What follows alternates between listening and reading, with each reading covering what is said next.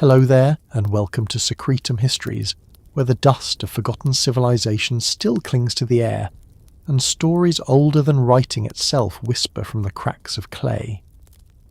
Tonight, we turn to a tale that hums with both history and myth, a story chiselled into the oldest known words humanity ever wrote. It begins not with men or nations, but with gods who wore crowns and ruled the earth for what the tablets tell us were 241,200 years. Before pyramids, before papyrus, before even the thought of Greece or Rome, there was Sumer, the first known civilization to stand upon the Mesopotamian plains, and they remembered a time when the heavens themselves appointed kings. Wherever you're listening from, maybe you've already felt the pull of this mystery before. The strange fascination with beginnings, the quiet wonder that comes when you realise how deep human memory tries to reach. Maybe you're settling in for the night, your room dimly lit, the world slowing down around you, and here we are, preparing to step back not thousands, but hundreds of thousands of years, into a world that shouldn't exist, yet somehow was recorded by steady hands pressing symbols into wet clay. If you find this sort of journey soothing or thought-stirring, or simply a good way to drift through an evening of curiosity, I'd be grateful if you liked the video or subscribed. It helps this quiet corner of wonder reach others who might need a soft place to rest their thoughts too. Now, let's wander back, past the reach of history, past the comfort of what we think we know, to when the line between God and king was not just blurred, it was the same line written in cuneiform. The story begins in Sumer, around the southern part of Mesopotamia, near the rivers Tigris and Euphrates, a land of reeds, mud brick and heat, where early city-states grew like islands in a sea of desert. Eridu, Uruk, Larsa, Lagash. These names appear again and again in archaeological layers, the foundations of civilization itself. But among all the records of trade, taxes and temple offerings, there is one text that stands apart, the Sumerian Kings List. It isn't a myth in the poetic sense, and it isn't quite history either. It's something in between. A single, long list carved on multiple tablets, some damaged, some preserved, discovered in different cities, all repeating the same core truth, that kingship was a divine institution. It didn't start with humans, it descended from heaven, and when it did, the first kings ruled for ages that defy every modern measure. The earliest copies of this list were found in Nippur, one of the sacred cities of Sumer. The tablet that most scholars refer to, the well-blundell prism, is a tall four-sided piece of clay inscribed in cuneiform script, dating to around 1800 BCE, though the content it records is far older. On its surface, line after line names a city, a ruler, and the length of his reign. When kingship was lowered from heaven, kingship was in Eridu. In Eridu, Alulim became king. He ruled for 28,800 years. Alalgar ruled for 36,000 years. It continues like that, naming 8 kings before a great flood swept over the land. Then the flood swept over. After the flood had swept over, when kingship was lowered from heaven, kingship was in Kish. It reads like a genealogy of both gods and men, like a bridge between mythic time and historical time. For centuries these names and numbers puzzled scholars. How could anyone rule for tens of thousands of years? Were these symbolic? Astronomical? Did years mean something else to the Sumerians? Or was it, as some fringe theorists have suggested, a record of something we've forgotten, a memory of divine beings who truly did live that long? Before we rush toward explanations, it's worth pausing on what these people believed. To the Sumerians, kingship wasn't just leadership, it was cosmic order made visible. The king was the intermediary between gods and men, responsible for maintaining balance between heaven and earth. To rule was to embody divine authority. In that context, saying that kingship descended from heaven wasn't metaphorical. It was a literal statement of origin. The first kings were gods, and their rule marked the dawn of civilization. Sumerian religion saw the world as a carefully maintained system watched over by powerful deities. Enki, god of wisdom and water, who shaped the world from the deep. Enlil, god of air and authority, who held the power of kingship.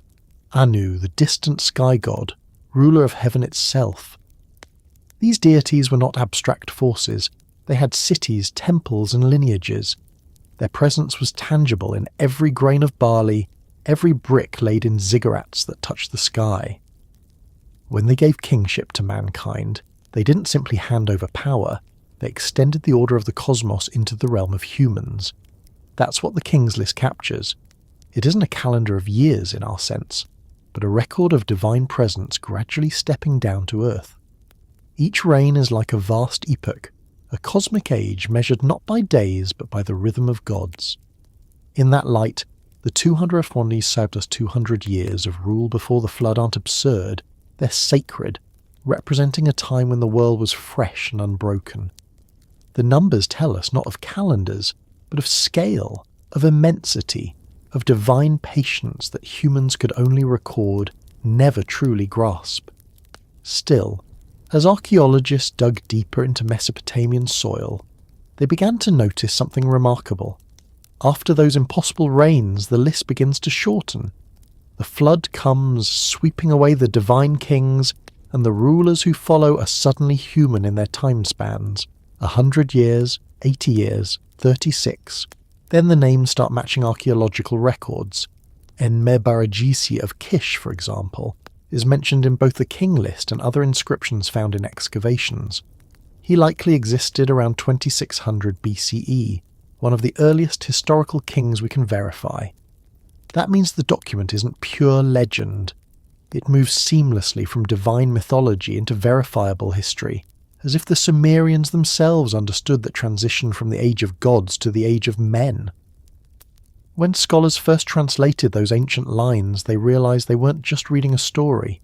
They were reading humanity's memory of its own beginning, a kind of cultural DNA, encoding both our hunger for divine connection and our obsession with chronology.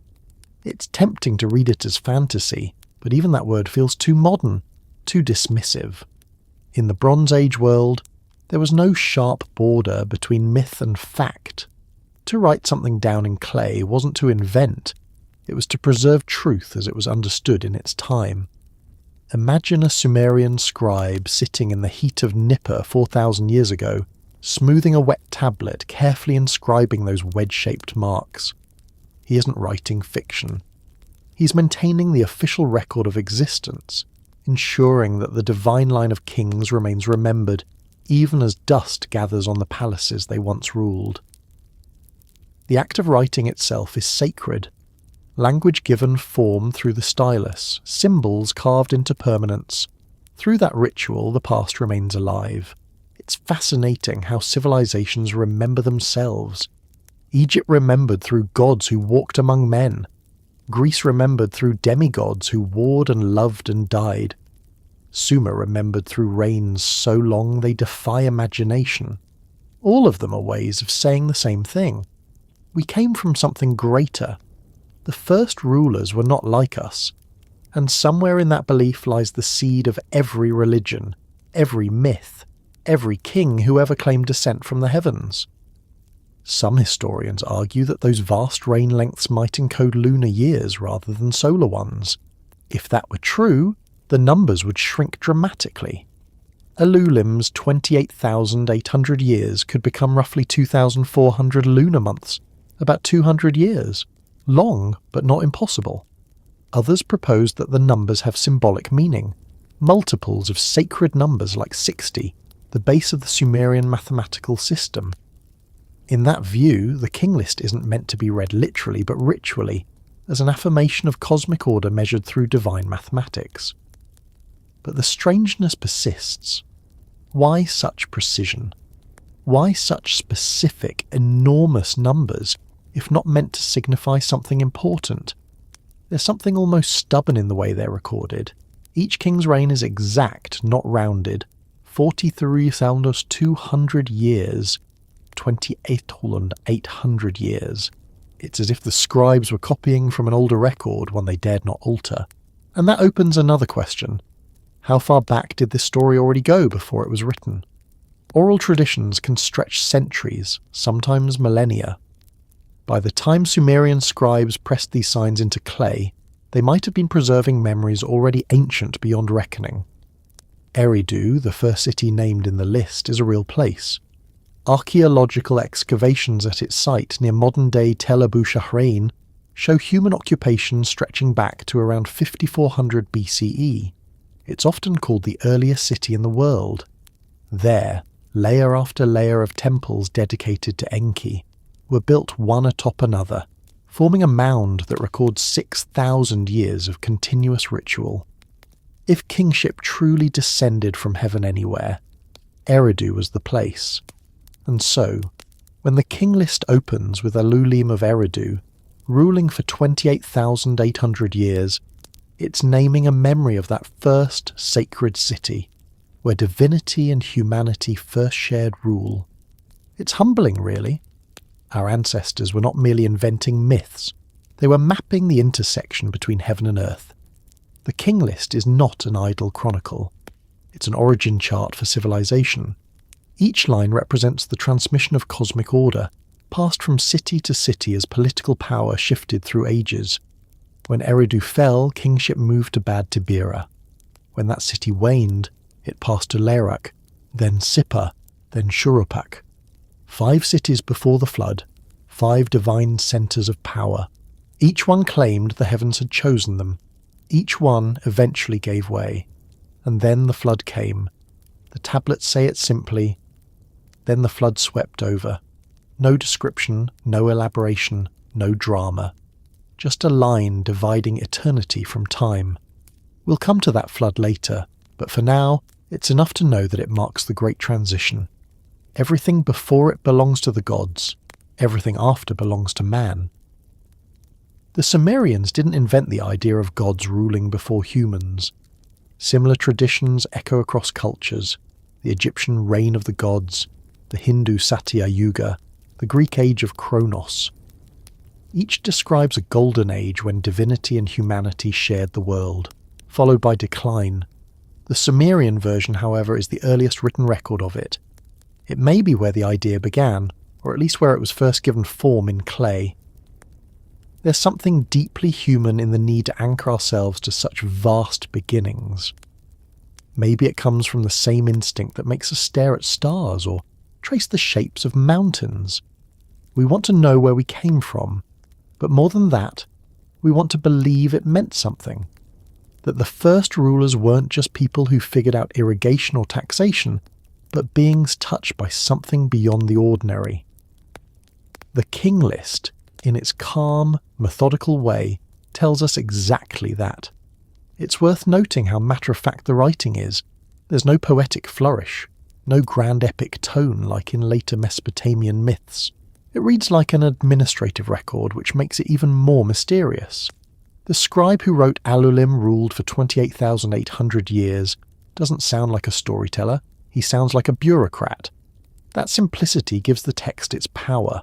There's no attempt to convince, it simply states what was, as if to say, this is how it happened.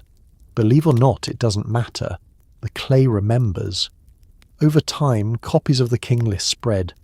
Versions have been found as far as Lhasa, Isin, and Uruk, each slightly different but clearly descended from a shared original. Some add names, others compress details. The later copies gradually blend into the known historical kings of early dynastic Sumer, blurring myth into history seamlessly. It's as if the Sumerians didn't separate those categories at all. For them, divine and human time were parts of one continuous thread, woven tighter as centuries passed. That sense of continuity might explain why the king list endured. It offered stability in a world where city-states rose and fell, floods came and went, gods favoured one temple then another. To write it down was to assert that beneath all change there was an order older than humanity itself, a lineage not of blood, but of divinity, legitimizing every king who came after. Each ruler could trace his right to rule back to those god-kings of Eridu, as if saying, "I am part of that descent from heaven." It wasn't just mythology, it was political theology. Even in its quietness, the King List contains something almost audacious. It dares to tell the entire story of civilization in a few hundred lines. It dares to say, here is where power began, here is how it passed, here is how the gods themselves once walked among us. And yet, it says all that without raising its voice. Just clay, numbers, names. The simplicity of it might be why it feels so haunting. We'll move deeper into its layers soon. The flood, the cities, the meaning of those impossible years. But before we do, it's worth holding on to this image. A small clay prism turning slowly in museum light, covered in wedge-shaped marks that were once the breath of scribes. A record older than most myths, telling us that before the world we know, there was another world entirely. And perhaps that's the quiet beauty of it. The Sumerian King List doesn't shout from the past. It whispers. Its tone is calm, deliberate, almost like it knows that truth, whether divine or human, doesn't need to be loud to last. It just needs to be remembered. Now, let's follow that whisper further, toward the tablets themselves, and the strange memory they carry of an age when clay, stone and sky all spoke the same language, when the world's first kings still ruled beneath the gaze of gods. The story of how we even know about the Sumerian Kings List is a story in itself. It begins not with gods or kings, but with the slow, patient hands of archaeologists digging through the dust of ancient cities. For centuries, the plains of southern Iraq lay silent, the ruins of once great cities barely visible under the desert's shifting sands. Names like Eridu, Uruk, and Nippur existed only in half-remembered legends until the 19th century, when explorers and scholars began to dig. What they found there would rewrite what we thought we knew about the beginning of history. The discovery of Sumerian civilization didn't happen all at once. It was pieced together over decades, one fragment of clay at a time. In the mid-1800s, European expeditions searching for biblical cities started unearthing strange tablets covered in wedge-shaped marks. The first finds came from the ruins of Nineveh, the Assyrian capital, but soon scholars realized these tablets were copies of text far older than Assyria. They belonged to a civilization whose language was unlike any other known tongue, a language they eventually called Sumerian. It was the first written language humanity ever used. When the British archaeologist Henry Rawlinson deciphered cuneiform, the ancient script of Mesopotamia, it opened a floodgate. Thousands of tablets that had sat unread for millennia could suddenly speak again. Among them were myths, trade records, hymns, prayers, school exercises and lists of gods, kings and cities. At first, scholars didn't pay special attention to these lists. They seemed repetitive, dry, like administrative documents. But gradually a pattern emerged. Some lists stretched impossibly far back, naming rulers who reigned for tens of thousands of years before a great flood. It wasn't until the early 20th century that a full version of the Sumerian King List came to light. In 1922, a British collector named Herbert Weld Blundell donated a prism-shaped clay tablet to the Ashmolean Museum in Oxford. The object was small enough to fit in two hands, with four sides densely covered in neat cuneiform text. Each column listed a sequence of cities, kings, and reign lengths. When translated, it revealed something astonishing. The text began with the line, "When kingship was lowered from heaven, kingship was in Eridu." It then listed the first ruler, Alalim, and his reign of 28,800 years. The second, Alulgar, ruled for 36,000 years, and so it continued through 8 kings and 5 cities until the flood swept over. That phrase marked a turning point in the text. After the flood, the reign shortened dramatically. Kings ruled for hundreds, then decades, then finally years we could actually recognise as human lifespans. For archaeologists, it was a puzzle unlike anything else. This was not just a local chronicle. It was an organised attempt to record every ruler of Sumer from the dawn of civilization to the present day of the scribe. The prism dated to about 1800 BCE, during the reign of the Isin dynasty, but the text it contained was much older, copied from earlier versions. What's remarkable is that fragments of the same list have been found in multiple places: Nippur, Larsa, Ur, and Uruk, each slightly different, but all sharing the same sequence of pre-flood kings and flood narrative. That meant this story had been circulating for centuries before being written down on the prism. Imagine the scene when those tablets were first brought to light. Archaeologists kneeling in the sun, brushing away dirt from a lump of clay, turning it over and seeing faint wedge marks pressed into the surface. They might not have known at that moment that they were holding one of the oldest chronicles on Earth. Later, under lamplight, as scholars translated those marks, the sheer scale of what they read must have been staggering. 241,000 years of divine rule. Even in an age of mythic thinking, that number feels extraordinary. For a while, historians didn't quite know what to do with it. Some dismissed it as pure legend, others suspected it was symbolic. A few, more daring minds wondered if it might contain some kernel of truth about a forgotten epoch. But before debating its meaning, they had to understand its context. Why did the Sumerians write lists at all? In Mesopotamian culture, lists were more than records. They were ways of preserving order. A list imposed structure on the chaos of the world. In a society that saw the cosmos as delicately balanced between divine and human forces, writing a list was a sacred act. It meant aligning human knowledge with divine order. The King's List wasn't just a historical document, it was a statement of cosmic authority. By tracing kingship back to heaven, the Sumerians were declaring that their political power was not man-made. It was part of the universe's design. This is why the King List feels both bureaucratic and mystical.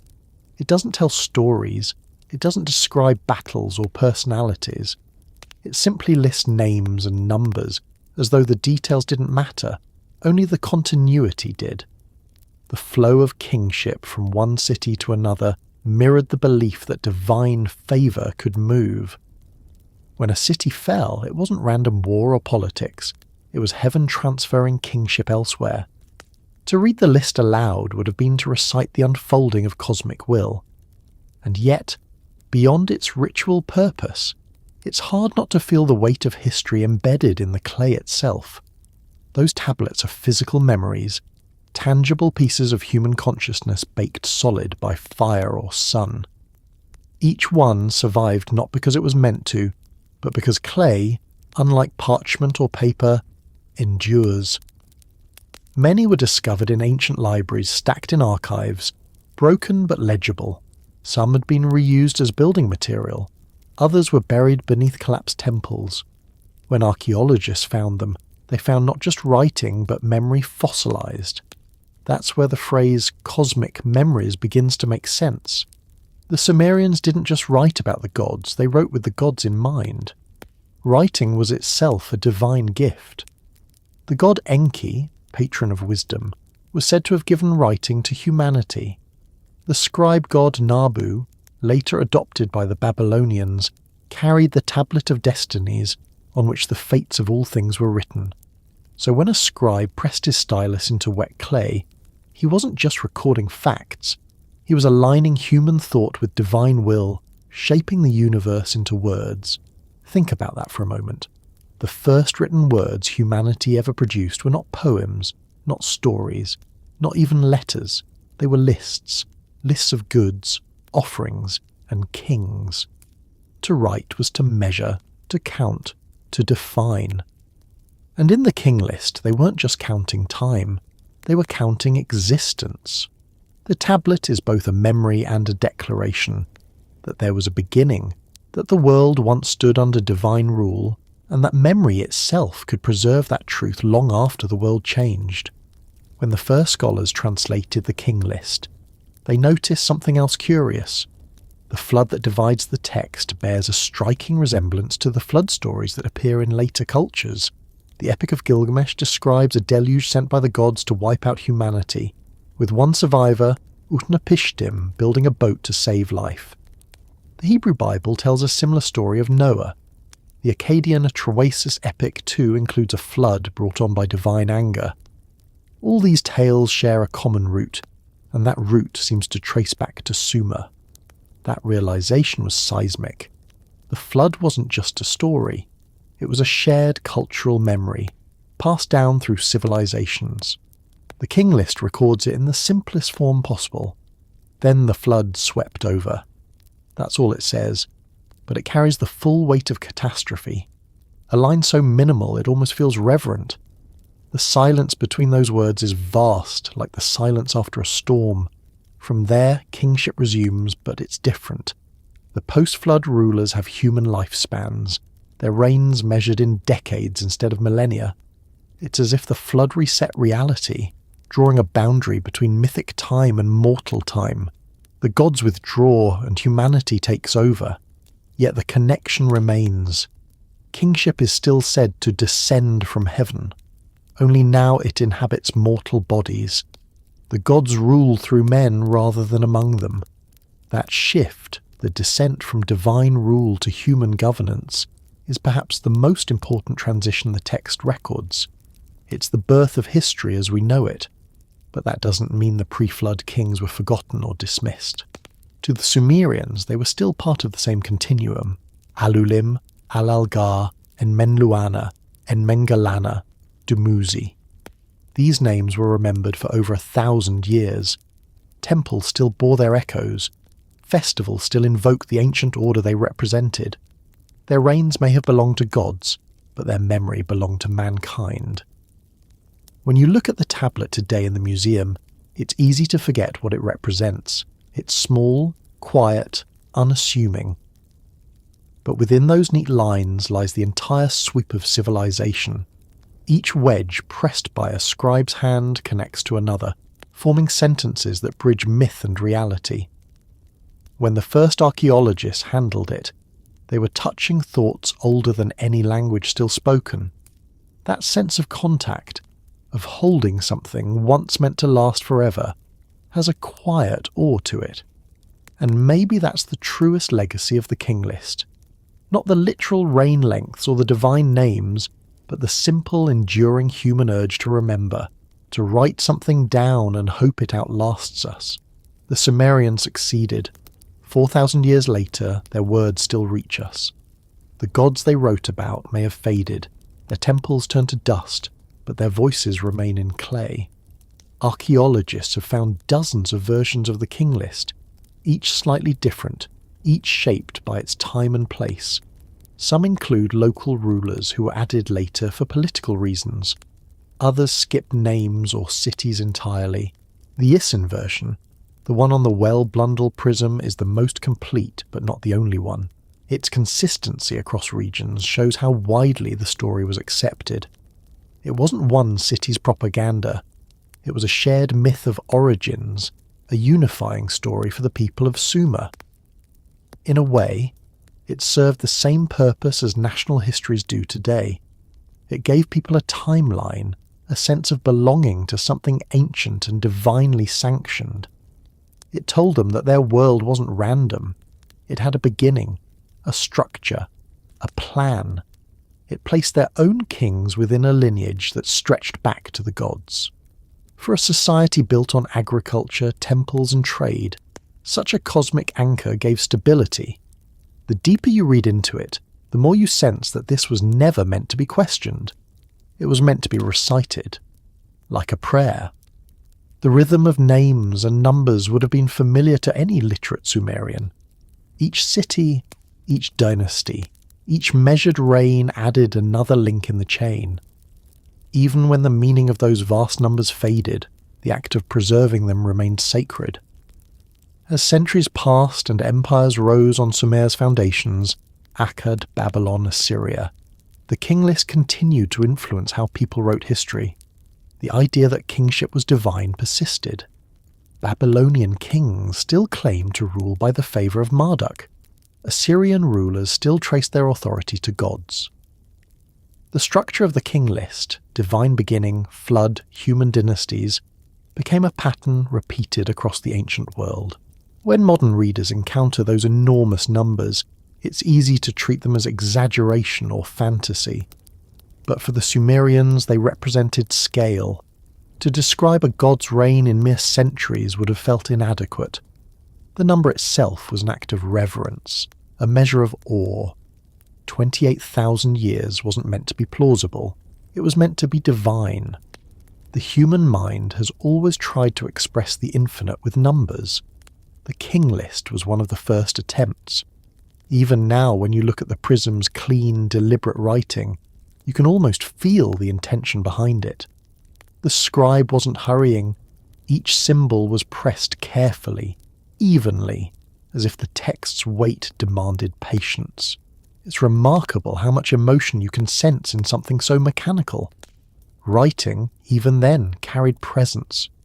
It was the human way of defying silence.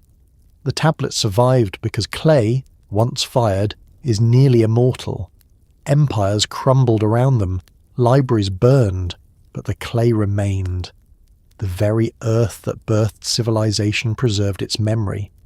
It's poetic in a quiet way, though the Sumerians might not have seen it that way. To them, permanence was part of order. What was written should last. The idea that words could bridge millennia might have felt natural, even necessary.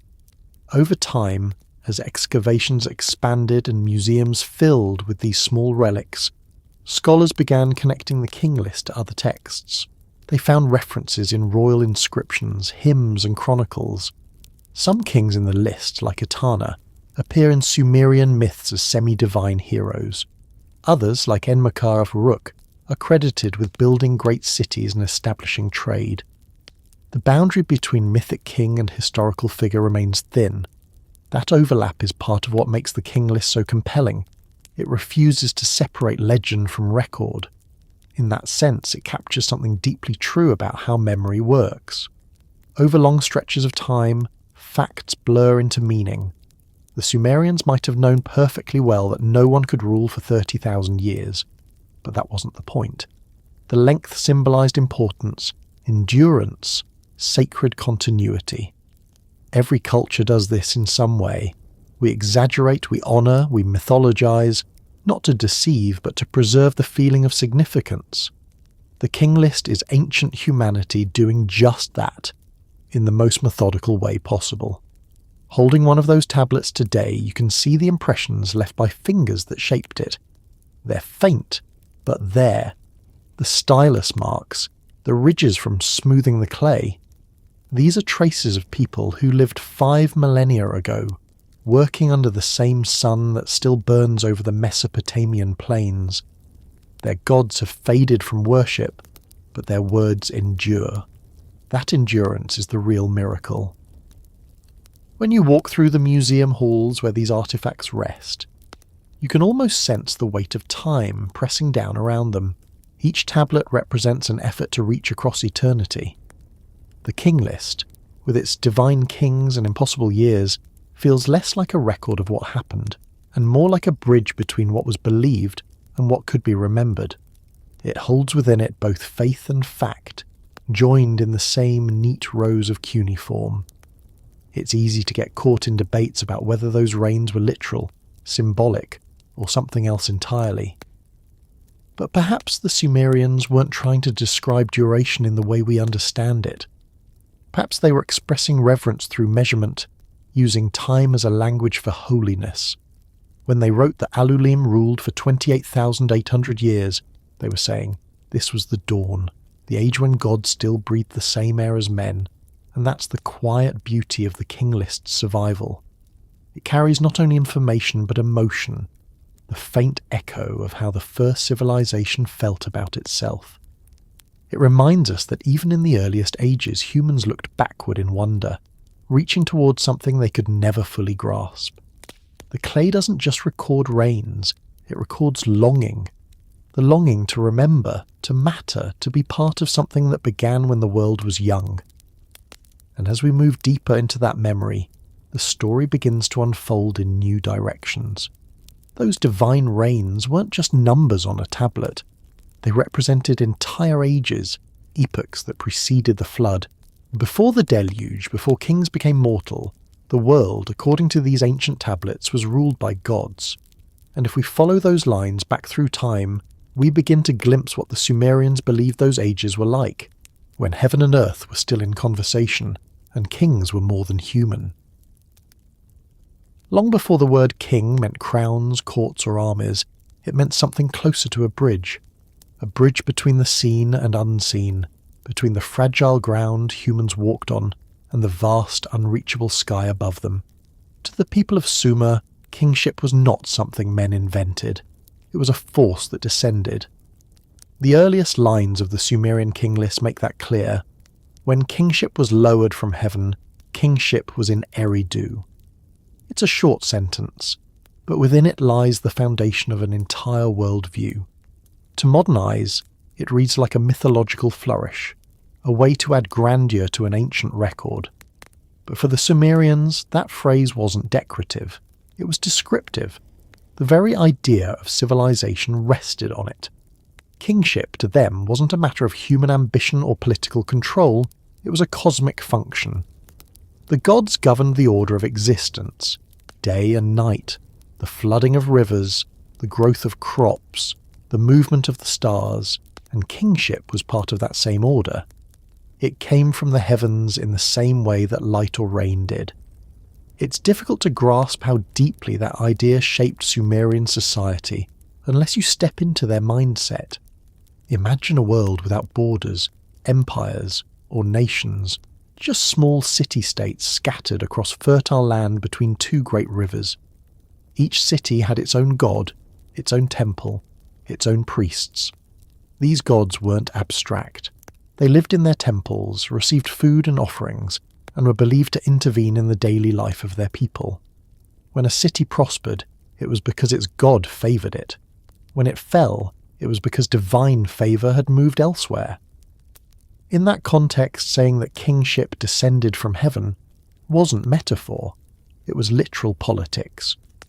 When one city conquered another, it wasn't seen as mere military victory.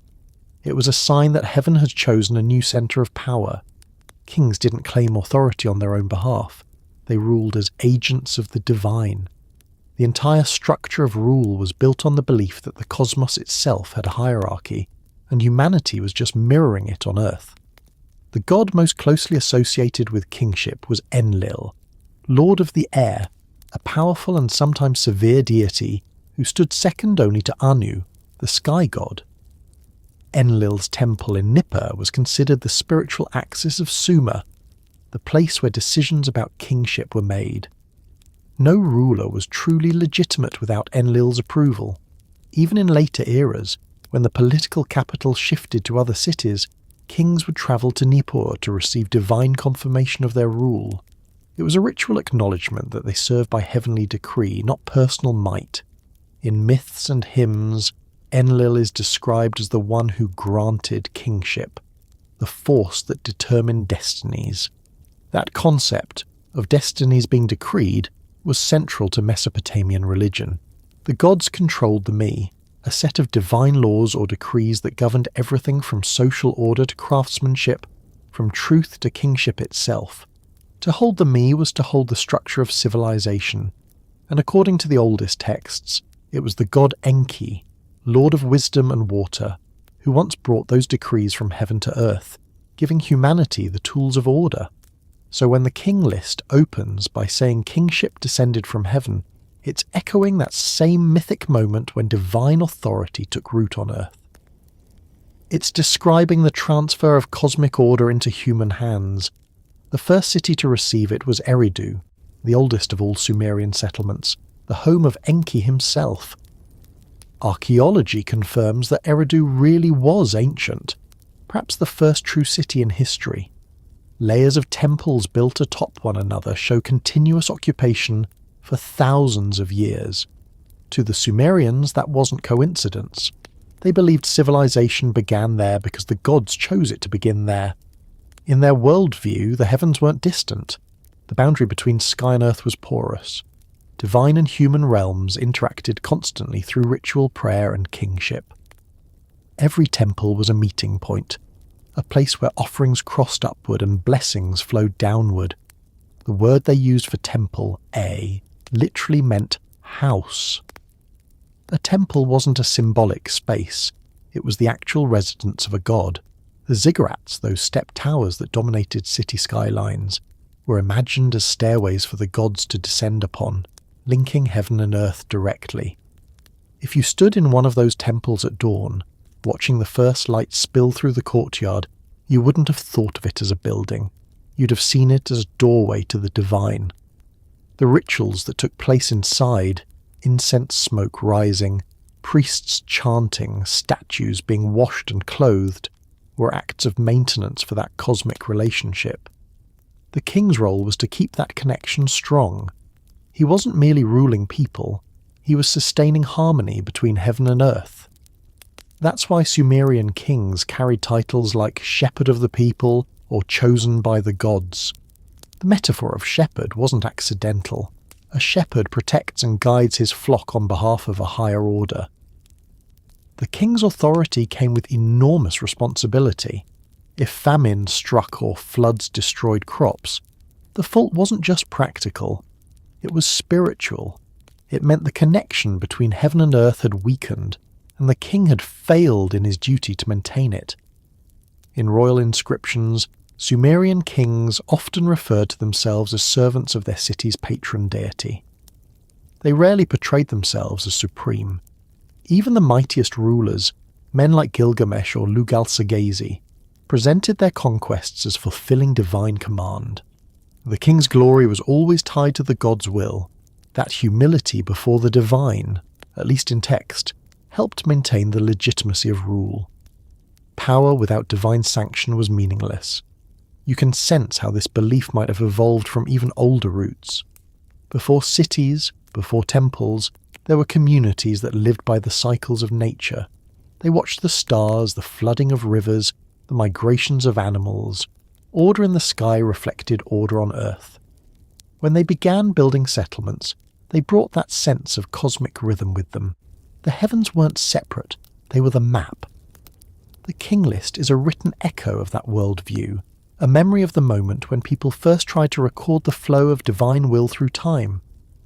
The first rulers listed, Alulim and Alalgar of Eridu, are described in other texts as those who brought abundance, who established the rights, and who made the water sweet. They weren't kings in the military sense, but figures who brought order to the world. In one version of the myth, Alulim teaches people how to plant seeds, how to measure time, how to organize life. These weren't ordinary acts of governance, they were acts of creation. In the same way, the gods themselves had organized chaos into cosmos. The first kings were continuing that work, turning divine design into daily reality. That continuity between god and ruler shows up again and again in Sumerian art. Cylinder seals, small carved stones used to imprint clay, often show scenes of a human figure being presented before a seated deity by an intermediary. Sometimes the human wears the same horned crown as the god, a symbol of divine authority. The message is clear. Kingship is participation in the divine realm. The ruler doesn't replace the god. He acts within the god's order. It's a deeply hierarchical vision of the world, but it's also profoundly stable. Everything has its place, from the stars to the smallest grain. The king is the pivot point, the living embodiment of balance. That's what it means when the heavens chose the earth. It's not a single moment in time, but a continuous process of alignment. Kingship was renewed in every generation, a fresh descent of divine order into the human world. We often think of early civilizations as primitive, but in some ways their understanding of power was more cohesive than ours. For the Sumerians, politics, religion and science weren't separate disciplines. They were facets of the same truth. To measure time, to build canals, to record harvests, all these acts were part of the divine pattern. The king's role was to keep them synchronized. That's why early Sumerian rulers were so closely associated with temple building and flood control. They weren't just administrators, they were caretakers of cosmic balance. Consider how they saw the sky. The stars weren't random, they were the writing of the gods. The constellations told stories, reflected destinies, and guided rituals. Observing them wasn't astronomy, it was theology. The movements of planets corresponded to events on Earth. If Mars shone red in the east, it might signal war. If Venus appeared bright before dawn, it meant renewal.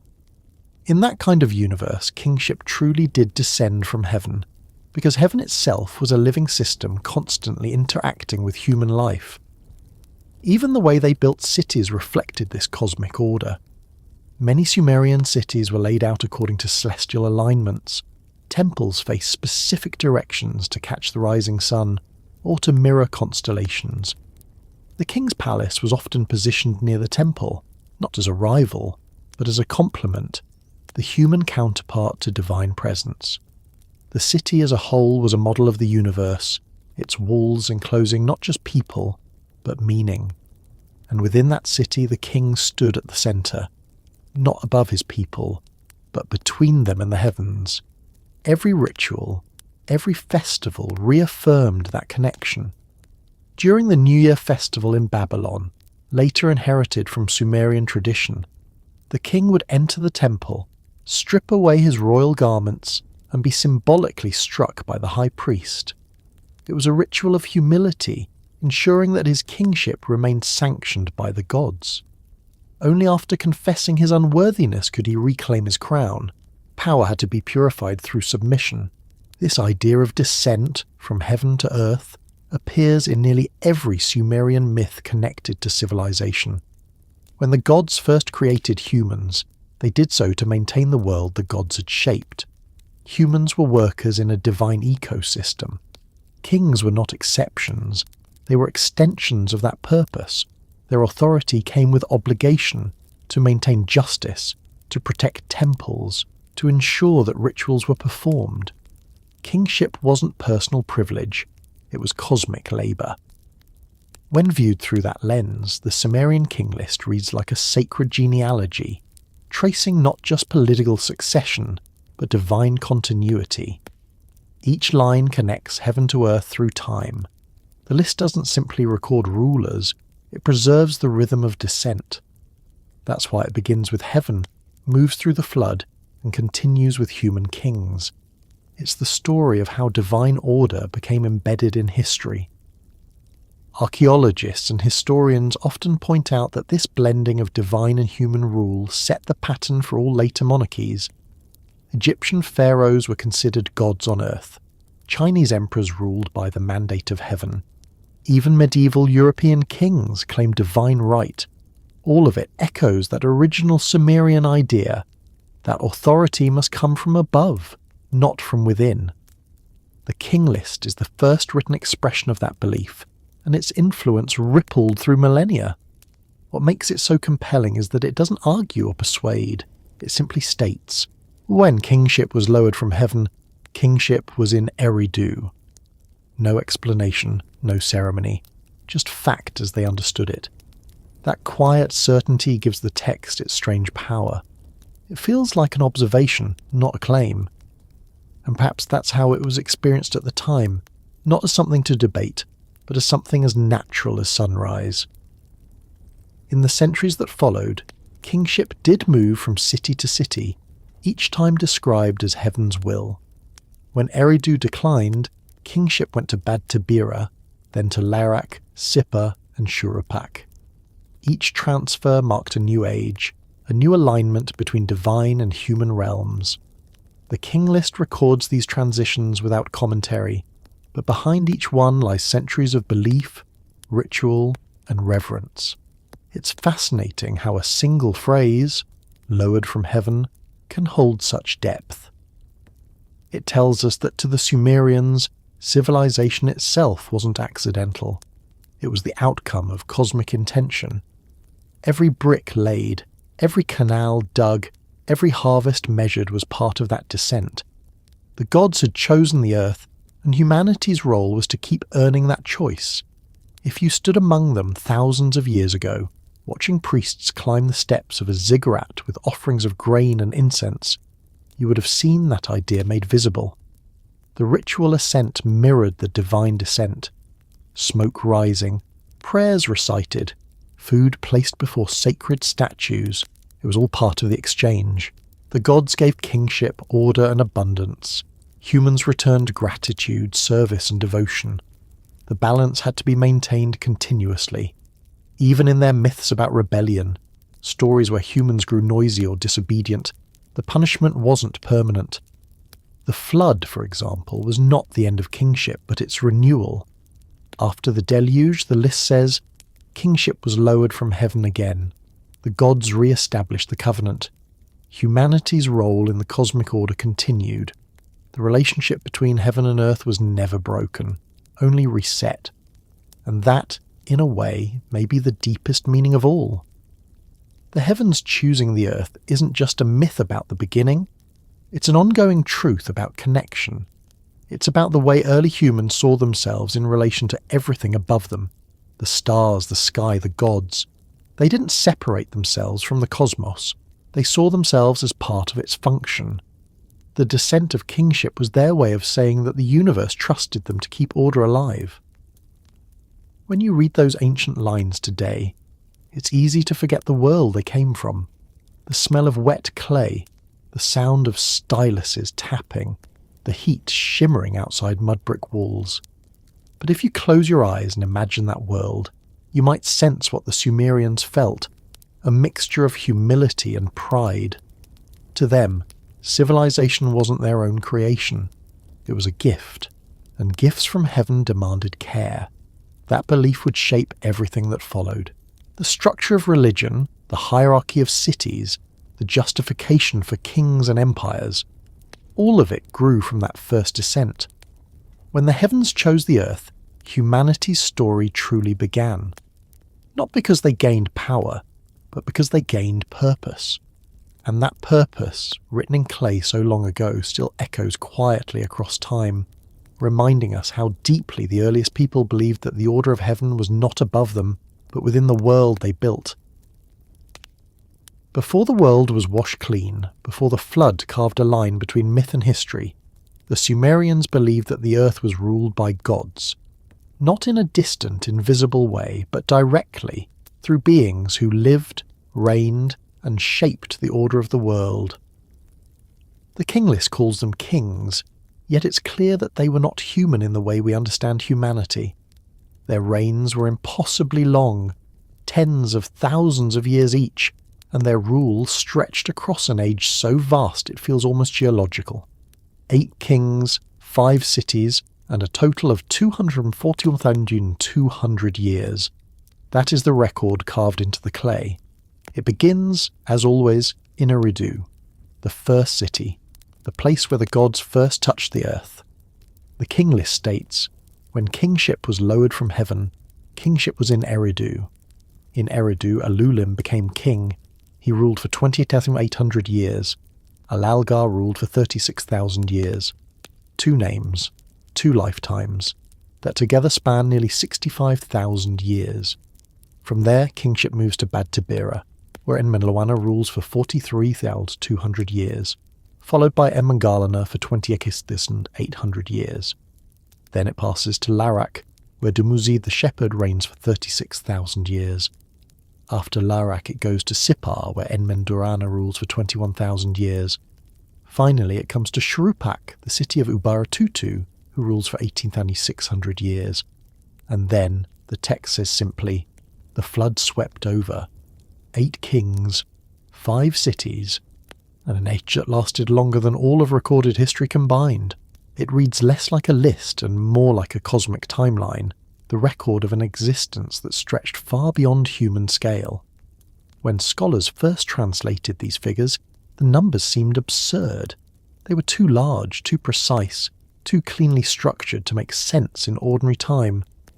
But the Sumerians didn't think of time the way we do. Their concept of duration was layered, There was divine time, vast and cyclical, and human time, brief and fragile. The pre-flood kings lived in divine time. Their reigns were measured not in years of the sun, but in the rhythm of eternity. In that sense, the list isn't exaggeration. It's a reflection of scale. These rulers existed during an age when heaven and earth were still aligned, when the presence of gods was immediate. Their long reigns symbolize stability, perfection, and cosmic order. The flood that ends their era is not just a physical event, but a rupture in the harmony between divine and human realms. To understand how the Sumerians saw this age, you have to step inside their mythology. In the beginning, the world was freshly formed. The gods had organized the chaotic waters into land, set the stars in motion, and created humans to maintain the earth. But before humanity fully took on that role, divine beings ruled. They were not abstract figures. They had names, attributes, and roles. Alulim, the first king, is sometimes described as the one who brought civilization. In later traditions, he becomes almost a prototype for what it means to rule. He establishes rituals, teaches agriculture, and defines order. His name appears in texts thousands of years later as a symbol of beginnings. To say since the days of Alulim was to mean since the dawn of time. Alalgar, the second king, continues this divine stewardship. His name might derive from a word meaning the one who sings, or the shining one. Some scholars suggest that he was associated with the earliest temple rituals, a being who maintained the connection between gods and men through sacred ceremony. At Bad Tibira, the second city of kingship, the names take on more complex meanings. Enmenluana and Enmengalana are both prefixed with En, meaning lord. Their titles suggest divine authority of a different order, perhaps priestly, perhaps celestial. These were not conquerors, they were custodians of the cosmos. Each reign was an era, a steady continuation of divine oversight. Then comes Dumuzi the shepherd, king of Larak. His name stands out because it appears elsewhere in Sumerian mythology. There are two Dumuzids. One is the pre-flood king, and the other is the later shepherd lover of the goddess Inanna, who descends to the underworld. Some scholars believe they are variations of the same figure, one divine, one mythologized. The name Dumuzid means faithful son or true child. The title the shepherd connects him to the archetype of guidance and care, a ruler who watches over his people as a herder tends his flock. It's one of the earliest appearances of that metaphor in human history. After Larak, kingship passes to Sippar, city of the sun god Utu. There, Enmendur-Ana reigns for 21,000 years. He is one of the most intriguing names in the list because he also appears in myth as the Sumerian version of Enoch, a man taken by the gods and shown the secrets of heaven. In later Akkadian texts, Enmeduranki is described as a priest-king who was given the knowledge of divination and writing by the gods Shamash and Adad. They took him to heaven, showed him how to read the signs in oil and water, and instructed him to teach this knowledge to humanity. He becomes the prototype of the wise king, the link between divine revelation and human learning. And finally, the last pre-flood city is Shuruppak. Its ruler, Ubara-Tutu, reigns for 18,600 years. His name, too, echoes elsewhere, in the flood story itself.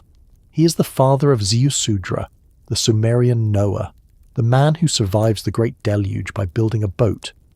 Ubara-Tutu's rule marks the last moment before the world changes forever. When his reign ends, the text says, the flood sweeps over. It's as if divine kingship had reached its limit, and the earth itself needed renewal. These 8 kings and their vast reigns form the backbone of the Sumerian vision of prehistory. They represent a world that existed in balance, where the gods themselves governed. Their longevity isn't meant to be taken as arithmetic. It's symbolic of perfection and endurance. The flood doesn't just end their time, it transforms it into memory. But there's more to this list than mythic grandeur. The structure itself holds clues to how the Sumerians thought about cosmic order. The total of 214,200 years is not random. It's divisible by 3600, the sacred number representing a full cycle in Sumerian numerology, known as a sar. 60 was their base number, and 3600, 60 times 60, represented completeness. The total duration of divine kingship before the flood equals 67 sars. In other words, the reign of the gods was mathematically perfect, a full cycle of celestial time. This pattern shows how tightly their sense of history was woven into mathematics, astronomy, and theology. Numbers weren't just quantities, they were expressions of harmony. To record reigns of 43,200 or 36,000 years wasn't to inflate the truth, it was to write it according to sacred geometry. Each number signified cosmic order, the balance between heaven and earth. It's fascinating to think that behind those ancient wedge marks, there was such deliberate precision. The Sumerians were not randomly inventing numbers. They were encoding their understanding of time as divine proportion. To them, history wasn't a sequence of events, but a reflection of eternal patterns. Still, the question remains, why end it with a flood? Why break the perfection? Every version of the King List includes that moment of catastrophe. It's the dividing line between gods and men. Then the flood swept over. After that, everything changes. The reigns shorten, the rulers become human, and the tone of the text shifts. It's as if the Sumerians believed that something in the balance of creation had tipped, that the world could no longer sustain divine presence directly. In the Sumerian flood myth, preserved on tablets found at Nippur and later echoed in the Epic of Gilgamesh, the gods decide to destroy humanity because of its noise and corruption. But one man, Ziusudra, is warned by the god Enki to build a boat. He survives the flood and offers sacrifices afterward. The gods, seeing his devotion, bless him and grant him eternal life. The parallels to the biblical Noah story are unmistakable. Both tales likely draw from a shared memory of a great Mesopotamian flood, possibly one that devastated cities along the Euphrates around 2900 BCE. If such an event really occurred, it might have provided the seed for the mythic division in the King List. The flood was real enough to etch itself into collective memory, but its spiritual significance grew over generations. It became the symbolic end of the divine age. Before it, gods ruled in perfection. After it, humans ruled in struggle. The flood wasn't just destruction, it was transformation. Archaeologists have indeed found flood layers in the ruins of several Sumerian cities, thick bands of river silt sandwiched between older and newer levels of habitation. They vary in depth and date, suggesting not one massive flood but several regional disasters over centuries. Yet even a single overwhelming flood could have reshaped entire communities and inspired stories of divine judgment. In an age when rivers determined survival, water was both life and death, creation and erasure. In that sense, the flood serves the same purpose in the King List as in mythology. It renews the world. It wipes away divine kingship to make way for human civilization. The gods withdraw, but not completely. They continue to guide, to bless, to decree. Kingship is still lowered from heaven after the flood, but the beings who receive it are mortal. The line between heaven and earth becomes distant, though never entirely closed. Looking at the pre-flood portion of the list, one can see how the Sumerians imagined paradise, not as a garden, but as an era, a time when the divine and human work together seamlessly. The flood represents the loss of that harmony, the moment when human beings must take full responsibility for their world. Some modern writers have speculated that these long-lived kings could represent something other than literal rulers, perhaps dynasties, celestial ages, or even mythic metaphors for cosmic cycles. Others have gone further, suggesting that they might preserve a distorted memory of real events predating known history, an echo of a vanished civilization, or beings remembered as gods. Those ideas belong more to speculation than scholarship, yet the fascination they provoke is undeniable. The King List invites that curiosity by the very scale of its claims. Even within traditional archaeology, the text remains extraordinary because it so neatly blends myth and record. The transition from the impossible to the verifiable, from Alulim's 28,800 years to Emmabaragese's 100 or so centuries later, illustrates a unique consciousness of time. The Sumerians didn't draw a hard line between legend and history. They saw them as layers of the same truth, with divine memory forming the bedrock beneath human memory. When the first readers of the list pressed those wedge shapes into wet clay, they weren't chronicling fantasy. They were preserving the world's divine origins in the same careful, administrative manner they used for trade receipts or temple inventories. That seriousness gives the document its strange authority. The text doesn't ask you to believe, it expects you to understand. Imagine a scribe in the city of Nippur sitting beside a low table, copying from an older tablet. His hand moves carefully, repeating the names of kings who lived before the flood. He's not reciting myths. He's preserving history as his civilization defines it. Outside, the temple bells ring, priests prepare offerings, and the sun glows over the brick towers of the city. In his mind, those ancient kings are as real as the rulers of his own time. They are part of the same continuum. The act of writing their names again keeps the link alive. That's how memory worked in Sumer. It wasn't abstract. It was physical, written, renewed.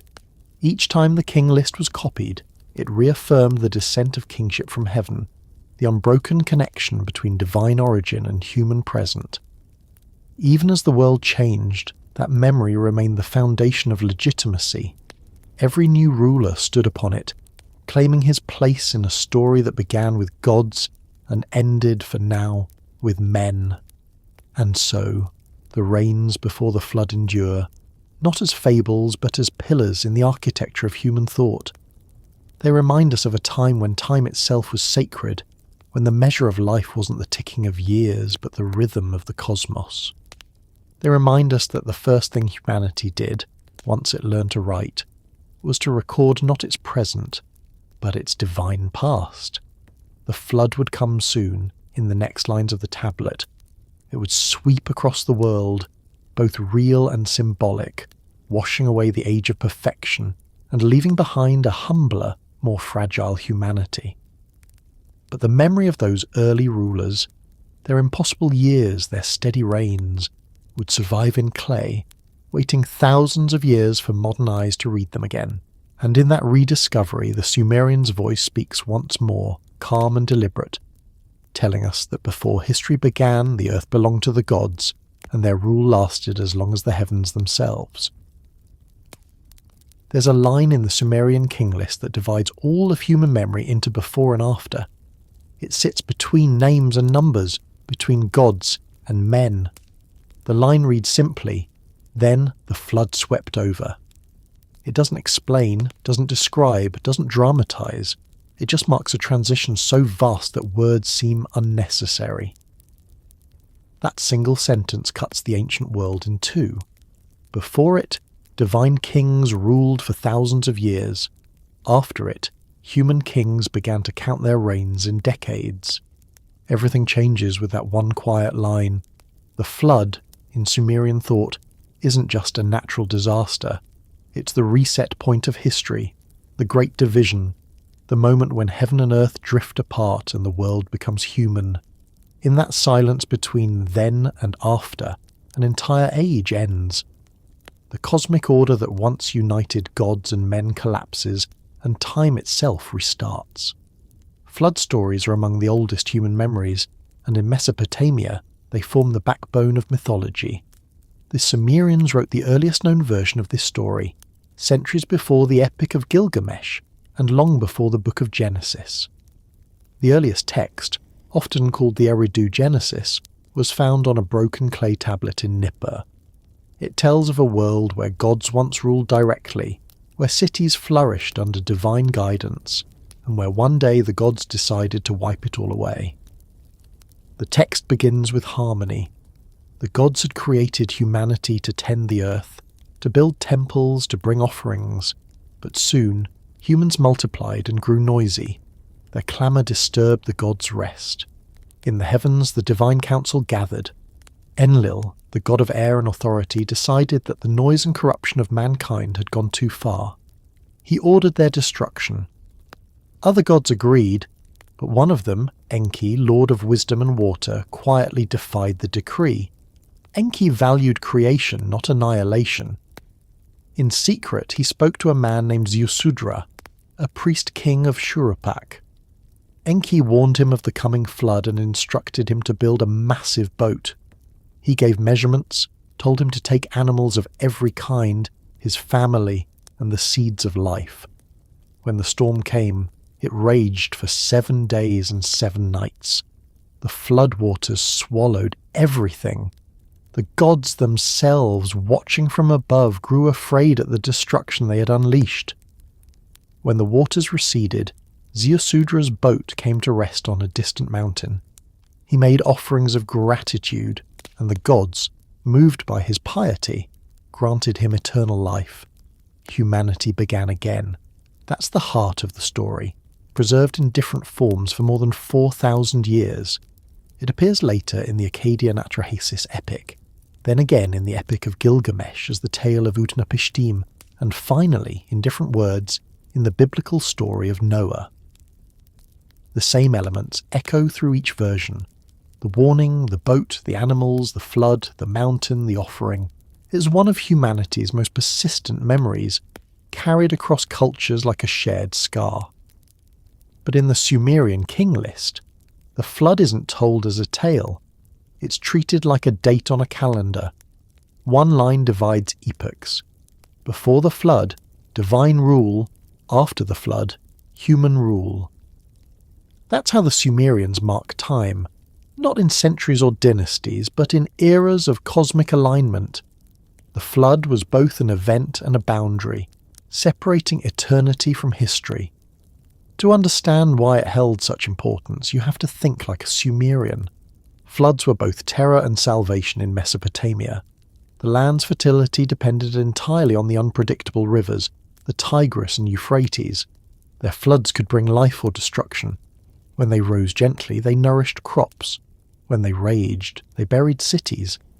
The boundary between creation and chaos was literally water. It made sense that a great flood would become the symbol of cosmic reset, the moment when the world drowned in its own excess and was forced to start over. Archaeology supports that the memory may have had roots in reality. Excavations in the early 20th century uncovered thick layers of river silt at sites like Shuruppak, Kish, and Ur. In some cases, the flood deposits measured over 8 feet deep, lying directly beneath layers of later habitation. These layers date roughly to 2900 BCE, around the time the earliest dynastic kings were said to have ruled. For the people who lived through it, the event would have seemed apocalyptic. Cities destroyed, fields erased, generations displaced. The survivors, rebuilding from mud and memory, might well have believed that the gods had chosen to begin again.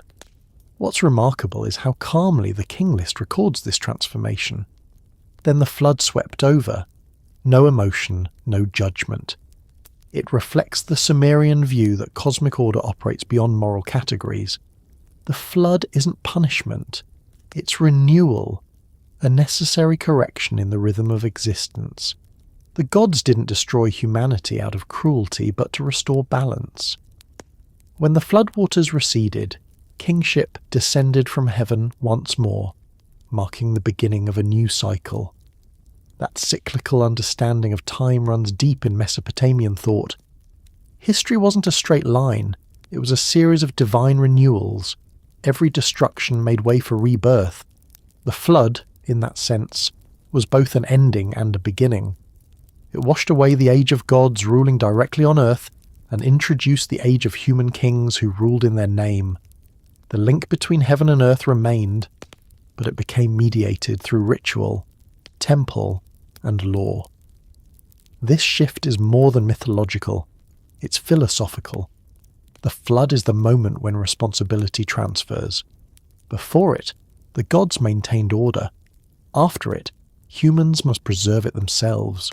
Civilization becomes humanity's burden as much as its blessing.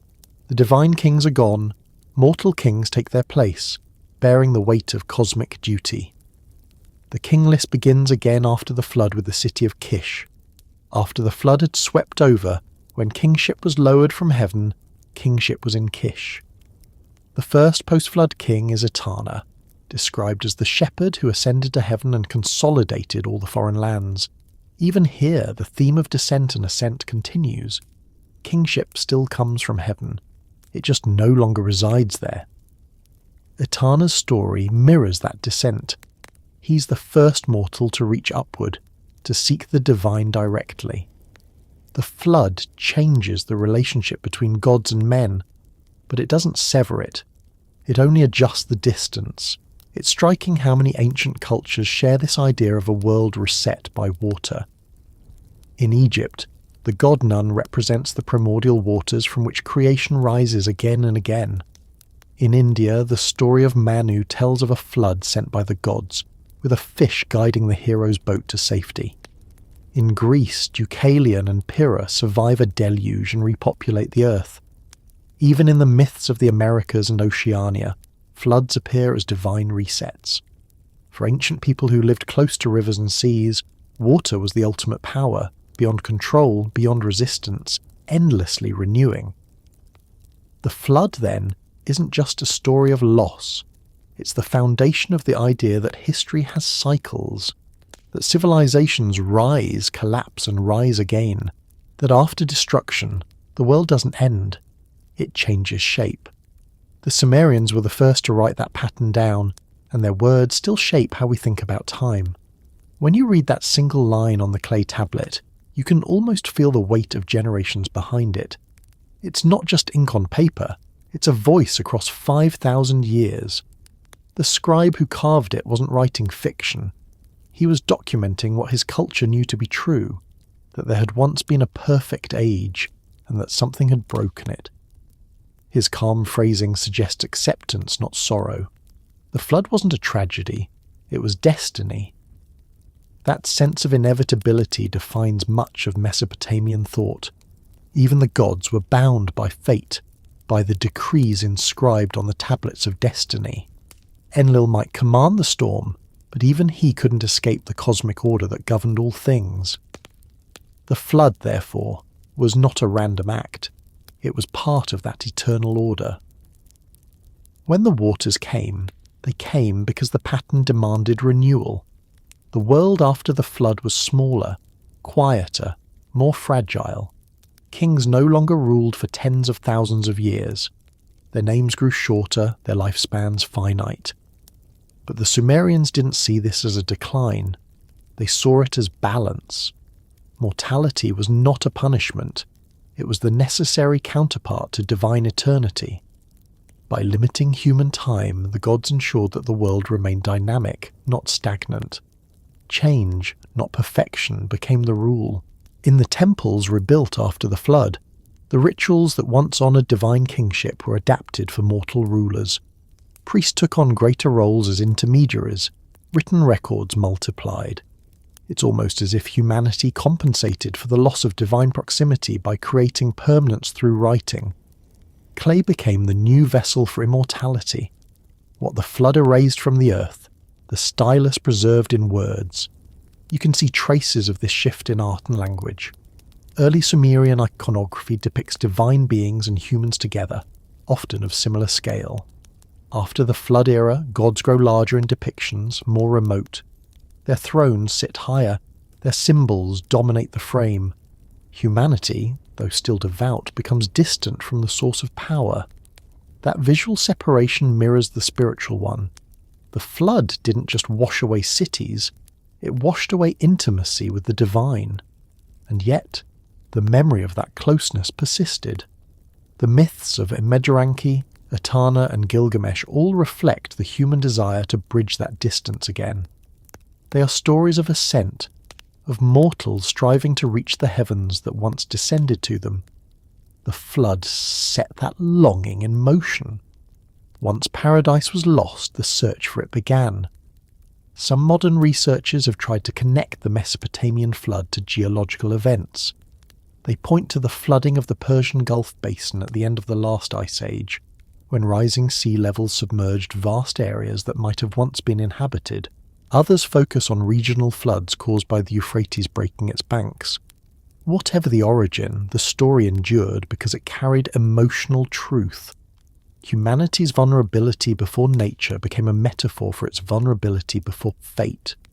In that sense, the flood is not ancient at all, it's timeless. Every civilization eventually faces its own version of it. War, collapse, climate, forgetting. The King List captures that truth with disarming simplicity. It doesn't moralize. It doesn't warn. It just records. The gods rule, the flood comes, and history begins again. It's possible that when the Sumerians spoke of the flood, they weren't referring to a single deluge, but to the concept of cosmic reset itself.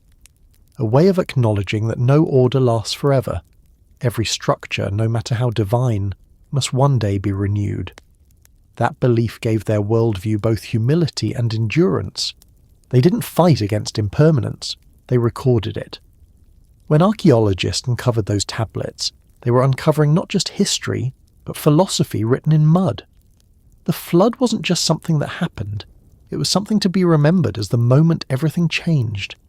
To hold a piece of that clay is to touch the point where myth becomes memory, where the world the gods ruled gave way to the one humans built. And maybe that's why the Sumerians wrote it so plainly. Because some events don't need decoration. A single line is enough to carry the weight of the world's rebirth. Then the flood swept over. After that, there's only silence for a moment, and then a new sentence begins. After the flood had swept over, when kingship was lowered from heaven, kingship was in Kish. The story resumes, as life always does. The temples rise again. The scribes return to their clay. The gods are still there, but farther away now, watching through the smoke of offerings.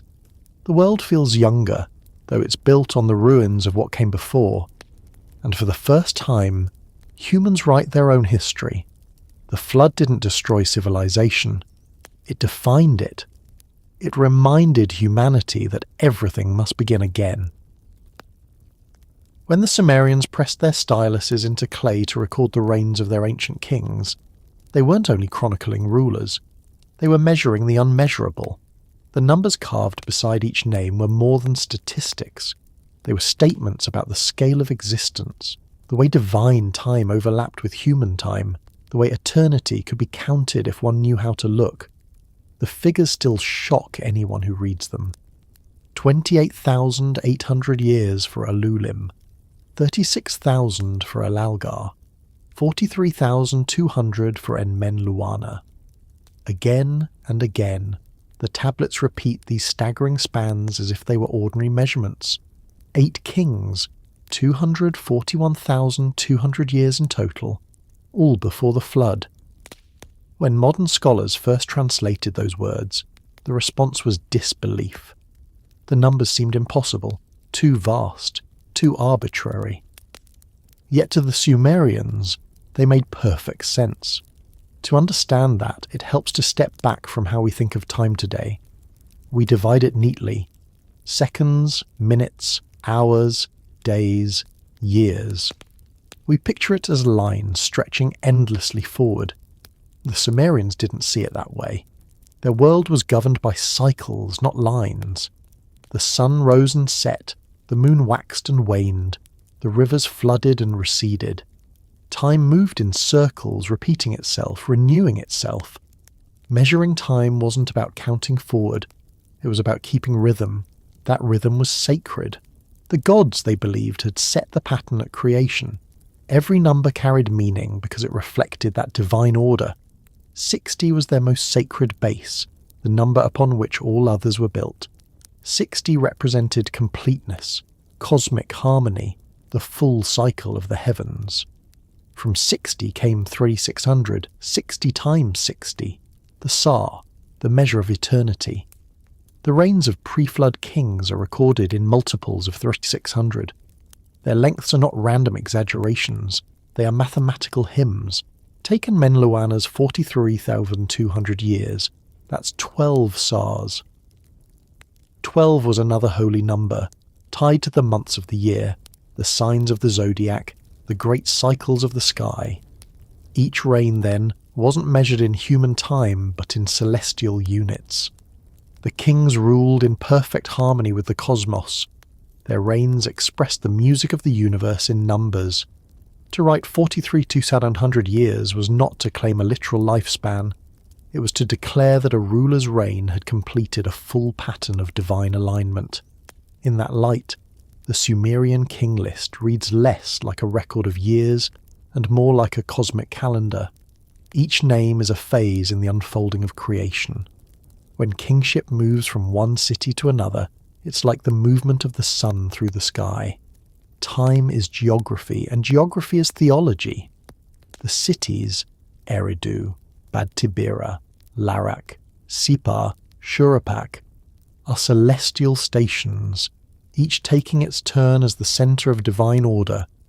The numbers that accompany them describe not duration but balance. This is one of the reasons the King List feels both historical and mythological at once. The scribes weren't lying, and they weren't confused. They were encoding a worldview in which time itself was alive. The act of counting was an act of devotion. Every tally, every symbol, every line of calculation brought the cosmos into focus.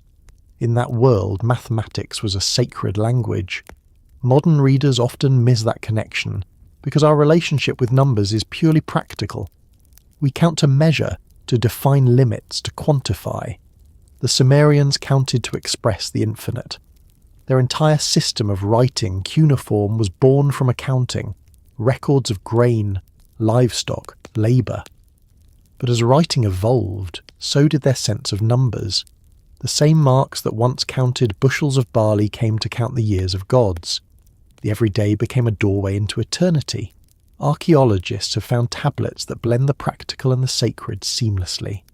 Lists of temple offerings written beside hymns, records of stars observed alongside prayers. In Sumerian culture, mathematics, religion, and governance were inseparable. To build a canal, you had to align it with celestial principles. To construct a temple, you calculated its proportions based on sacred geometry. The king, as the earthly embodiment of cosmic order, was the guarantor that those measurements matched the divine pattern. So when his reign was recorded, it too had to reflect that pattern. It's easy to imagine a scribe sitting at his desk in Nipper or Ur, copying the King List from an older version. His reed stylus scratches softly into the clay as he writes those enormous numbers. To him, they aren't absurd, they're reassuring. They confirm that the world began in order, and that order continues still. To record 241 to 1 to 200 years is to acknowledge that before humanity took control of history, the cosmos itself kept time. Some scholars have tried to find mathematical logic in those figures, arguing that the reigns correspond to lunar cycles, solar years, or even astronomical phenomena. Others think they encode symbolic hierarchies, with each number representing the divine status of a particular city or deity. The truth is probably a blend of all of these. The Sumerians didn't separate science from spirituality. For them, the sky was a ledger, the earth a tablet, and time the writing that connected them. Consider how they told the story of Enmeduranki, the pre-flood king of Sipar. According to later texts, he was taken to heaven by the gods Shamash and Adad, who taught him the secrets of divination and the art of reading the stars. They showed him how to measure the heavens, how to interpret omens from oil poured on water, how to calculate the movement of time itself. He returned to Earth as the first astronomer, the first keeper of sacred numbers. His reign, 21,000 years, represents not just longevity but mastery of the cosmos. He becomes a symbol of measurement, of the human ability to understand divine order through counting. That connection between numbers and divinity continued long after Sumer fell. Babylonian astronomers inherited their system, mapping the skies using the same base 60 mathematics. From them, the division of hours into 60 minutes and minutes into 60 seconds still survives. Every clock in the modern world ticks in Sumerian rhythm. Without realizing it, we still live by their count. The Sumerians may have been the first to measure time, but they were also the first to infuse it with meaning.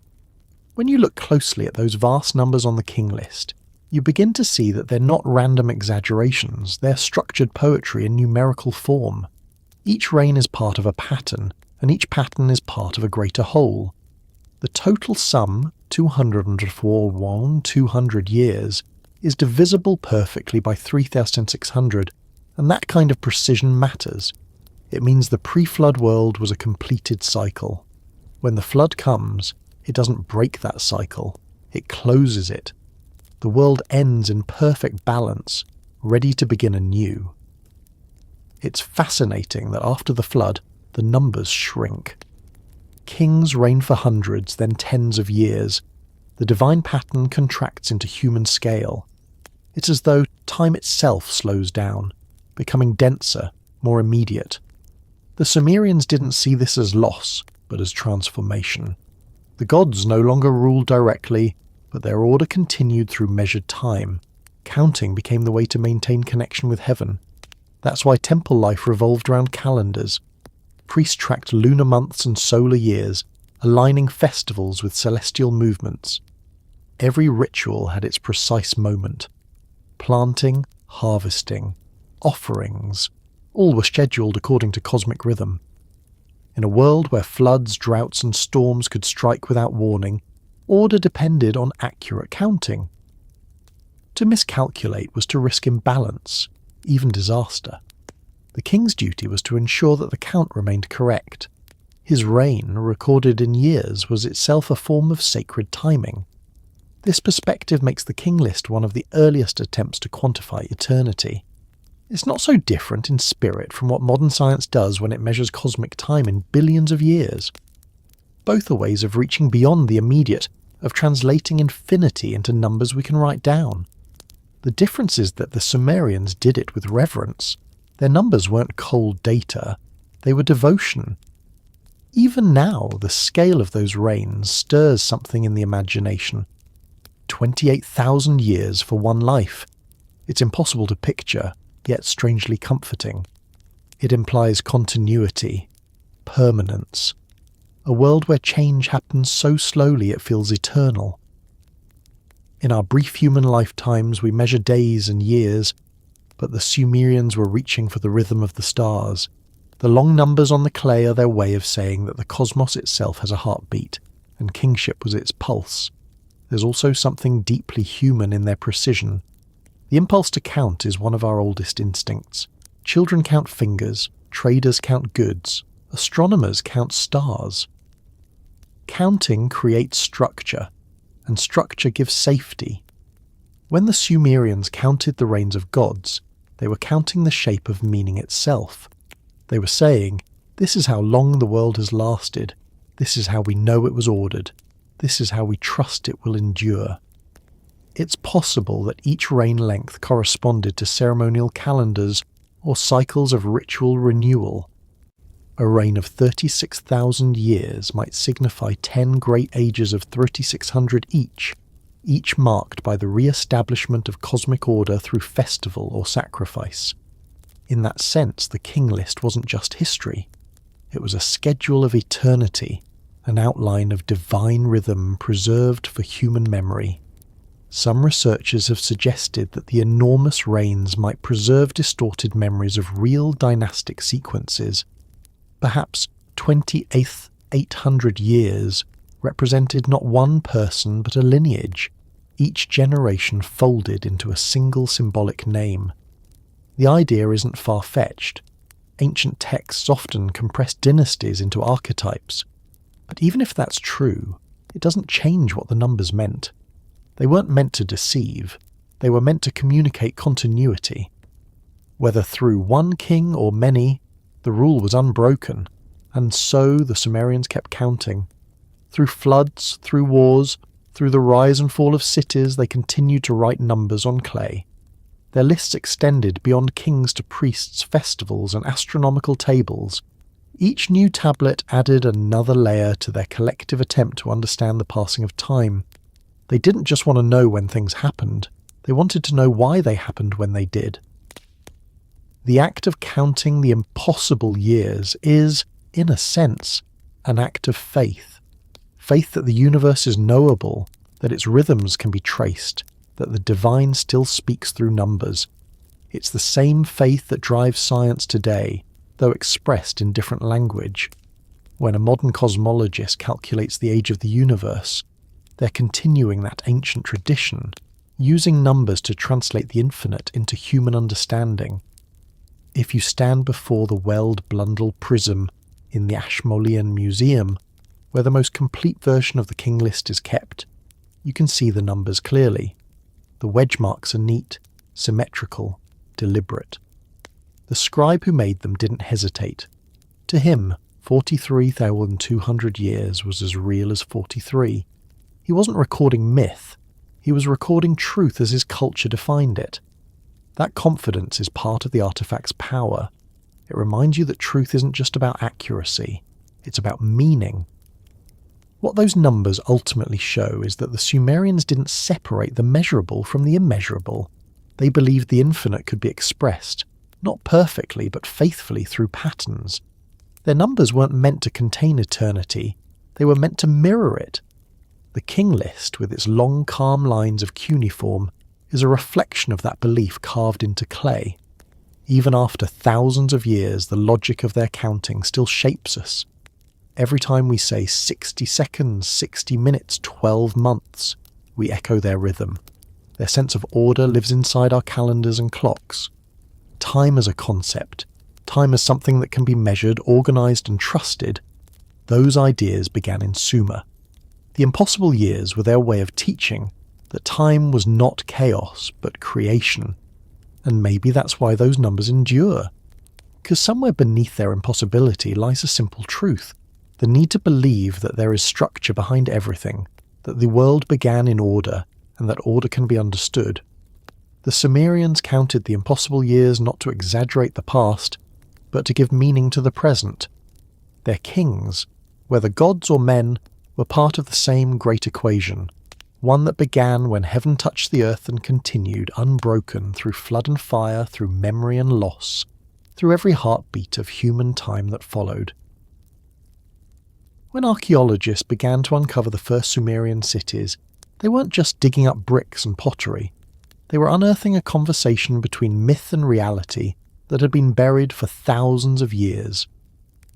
The Sumerian King List had long described a world that seemed impossible. Gods ruling for tens of thousands of years, floods reshaping creation, kingship descending from heaven. For generations, such words were treated as legend. But as excavations deepened and evidence grew, the line between story and stone began to blur.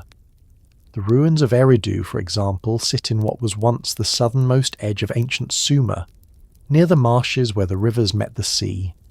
According to the King List, Eridu was the first city where kingship was lured from heaven. When archaeologists began working there in the mid-20th century, they found something extraordinary. Beneath layers of later construction lay the remains of temples, stacked one on top of another, 18 of them in total, each built on the ruins of the one before.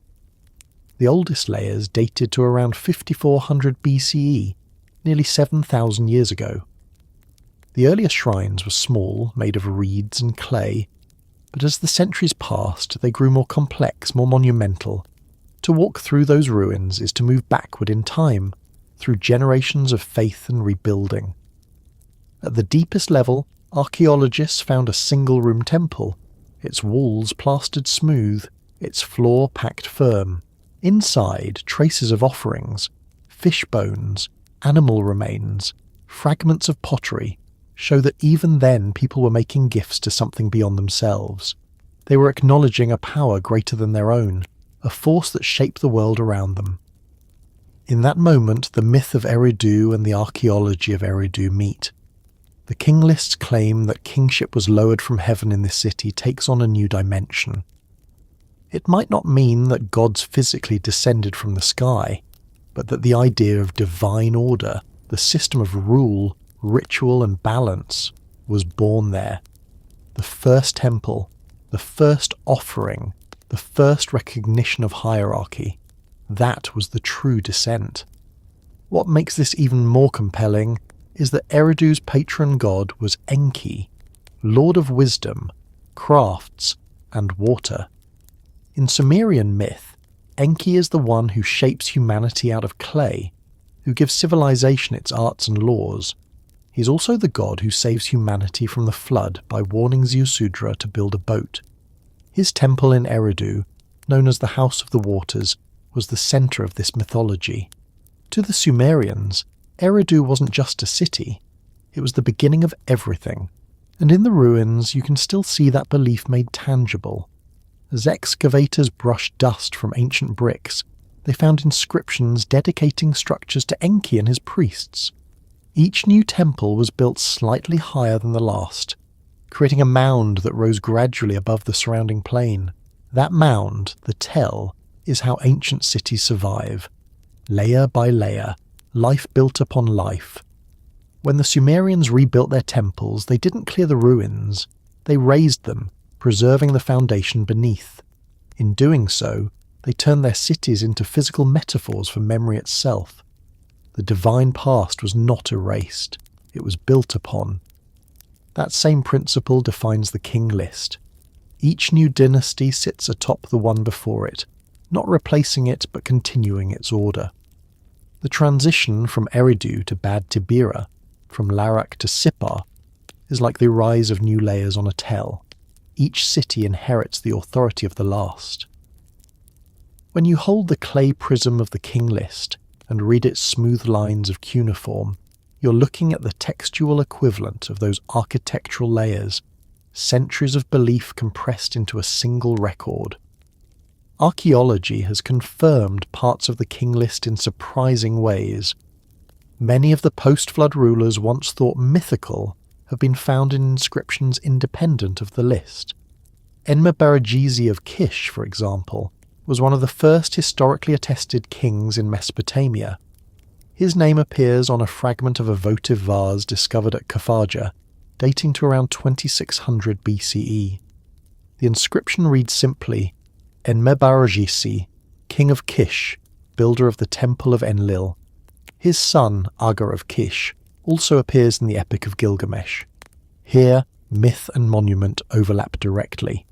A legendary figure proven by archaeology, his story confirmed by stone. The same pattern repeats throughout the record. Kings once known only from the tablets of the king list emerge from the soil, their names etched into bricks, seals and statues. Lugalsagesi of Umma, Urukagina of Lagash, Masanepada of Ur, all figures who straddle the line between story and fact. The king list, it turns out, wasn't a fantasy. It was an evolving record that mixed divine origins with historical memory. That mixture was deliberate. The Sumerians didn't see contradiction between myth and history. To them, myth was the higher truth, the divine pattern underlying human events. History was simply its earthly reflection. When they wrote that a king ruled for 30,000 years, they weren't trying to deceive anyone. They were expressing how fully that ruler embodied divine order. The number was a measure of sanctity, not chronology. What the Sumerians achieved with the king list was extraordinary. They turned history itself into a religious act. Writing about the past wasn't about curiosity or preservation. It was about maintaining cosmic balance. By listing kings and cities in sequence, they were affirming that kingship, once lowered from heaven, continued unbroken. Even when cities fell, even when floods came, the chain endured. To record that chain was to participate in creation's renewal. This worldview helps explain why Sumerian monuments and myths are so intertwined. Their temples, ziggurats and statues weren't just architecture. They were theology in brick form. Each ziggurat was a mountain connecting heaven and earth, a permanent reenactment of the moment when divine order descended. Each inscription carved into stone was an echo of the words spoken by gods in myth.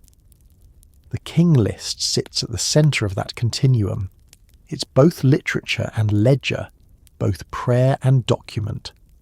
Archaeologists often describe how surreal it feels to uncover a site mentioned in ancient texts. One described walking through the ruins of Shuruppak and realising that this was the same city ruled by Ubra-Tutu, father of the flood hero. The flood layers beneath his feet, the broken pots, the ash and silt, all of it lined up with what the tablets described. It's a humbling experience, realising that myth can have footprints. The stories weren't invented from nothing. They were built on places that still exist, landscapes that still carry the memory of what once was. This merging of story and soil gives the Sumerian record a peculiar credibility. It's not truth in the modern sense, but it's not fiction either. It's continuity, the preservation of meaning across time. The Sumerians believed that every event, every ruler, every monument fit into a grand design. Even if the details changed, the pattern remained. That's why the King List survived for so long. Each new dynasty rewrote it slightly, inserting its own rulers, updating its order, but never discarding the foundation. History was not rewritten to erase the past. It was rewritten to keep the pattern alive. You can see this evolution in the different versions of the list found across Mesopotamia. The Nippur version, the Lhasa version, the Ur version, all contain variations, yet the core remains the same. The divine descent of kingship, the flood, the succession of cities, it never changes. It's like a melody played on different instruments. The words shift, the tone varies, but the song remains. Even in the smallest details, the craftsmanship of the scribes reflects that reverence. The prism of the Weld Blundell King List is shaped like a four-sided pillar, each column covered in text. It's not a random choice. 4 is the number of the cardinal directions, the 4 corners of the earth. To write the history of kingship on a four-sided object is to symbolically extend that order to the entire world. The shape of the artifact carries meaning just as much as the words do. When we talk about ancient myths, we often imagine them as distant or disconnected from reality. But for the Sumerians, myth was the architecture of reality. The walls of their cities, the foundations of their temples, even the layout of their fields, all were built according to sacred patterns derived from myth. The King List, written in that same world, was their attempt to align time with space, story with structure. One of the most telling aspects of this relationship between myth and monument is how the Sumerians handled memory. They didn't see the past as something gone. They saw it as something that still existed, layered beneath the present. To rebuild a temple was not to start anew, but to renew what had always been there. To recopy a text was to reawaken its power.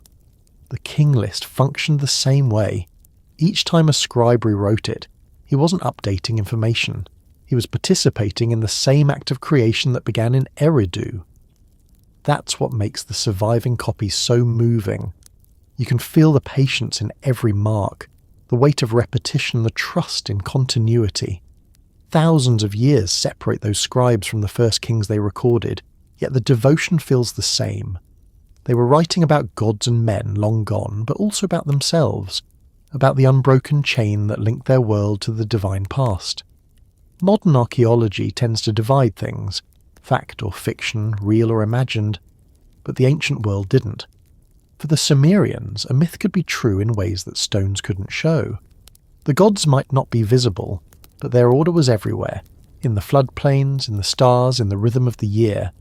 To say a king ruled for 40,000 years wasn't to make a claim about chronology. It was to declare that his reign reflected eternity. When you stand before the remains of a ziggurat, with the desert wind moving through broken bricks that once held offerings and incense, you can almost sense how myth and monument belong to the same language. The structure reaches upward, its steps eroded but still climbing like a frozen prayer. The King List is the same prayer written horizontally instead of vertically, time rising where walls once did. Both are attempts to touch heaven from the ground. It's easy to forget how recent our rediscovery of all this is. Barely 2 centuries ago, no one could read cuneiform. The tablets lay silent in museum drawers, their meanings unknown. When scholars finally cracked the code, the first thing they found was that the people who invented writing used it to describe the divine order of their world. The first documents weren't laws or poems, they were lists. And among those lists, the one that tried to count every king since the beginning of time stands apart. It is both an act of memory and of architecture, building a structure of belief across generations. Every civilization since has done something similar, though in different forms. We build monuments to our own myths, pyramids, cathedrals, statues, archives. We write histories that mix fact and faith, because to remember is always an act of interpretation. The Sumerians were simply the first to make that process visible. They didn't separate myth from monument because they understood that both were tools for the same purpose, to keep meaning alive. In the end, the King List isn't a record of what happened. It's a record of how people made sense of what happened. It's a monument in words, a temple made of time, and as archaeology continues to fill in the gaps, the conversation between myth and monument goes on. Each brick uncovered, each tablet translated, adds another voice to that ancient dialogue. The Sumerians spoke it first, but we are still answering them, still trying to understand what they meant when they said that kingship came from heaven, that floods cleanse the earth, that numbers hold eternity, and that memory, when written in clay, never truly dies. The oldest maps of civilization are not drawn on parchment or carved in stone. They exist in memory, in the way ancient people imagined the world was first shaped and settled. For the Sumerians, the first cities were not human creations, they were divine. The King List names them as Eridu, Bad Tibira, Larak, Sippar and Shuruppak, the 5 cities that existed before the flood, the places where the gods ruled through kings who were more than men. To later cultures, cities were human achievements, but to the Sumerians, cities were the footprints of heaven on earth. The very word they used for city, uru, carried meanings of enclosure and order. A city was not just walls and streets, it was a reflection of the cosmos. Its temples and canals mirrored the heavens. Its boundaries separated chaos from creation. To found a city was to participate in the work of the gods, to bring shape to the formless, to give the world a centre. The first cities, they believed, were planned by divine intelligence, not by human hands. At the top of that list stood Eridu. Archaeology confirms what Sumerian tradition always claimed. Eridu is the oldest city in southern Mesopotamia, and perhaps the oldest city on Earth.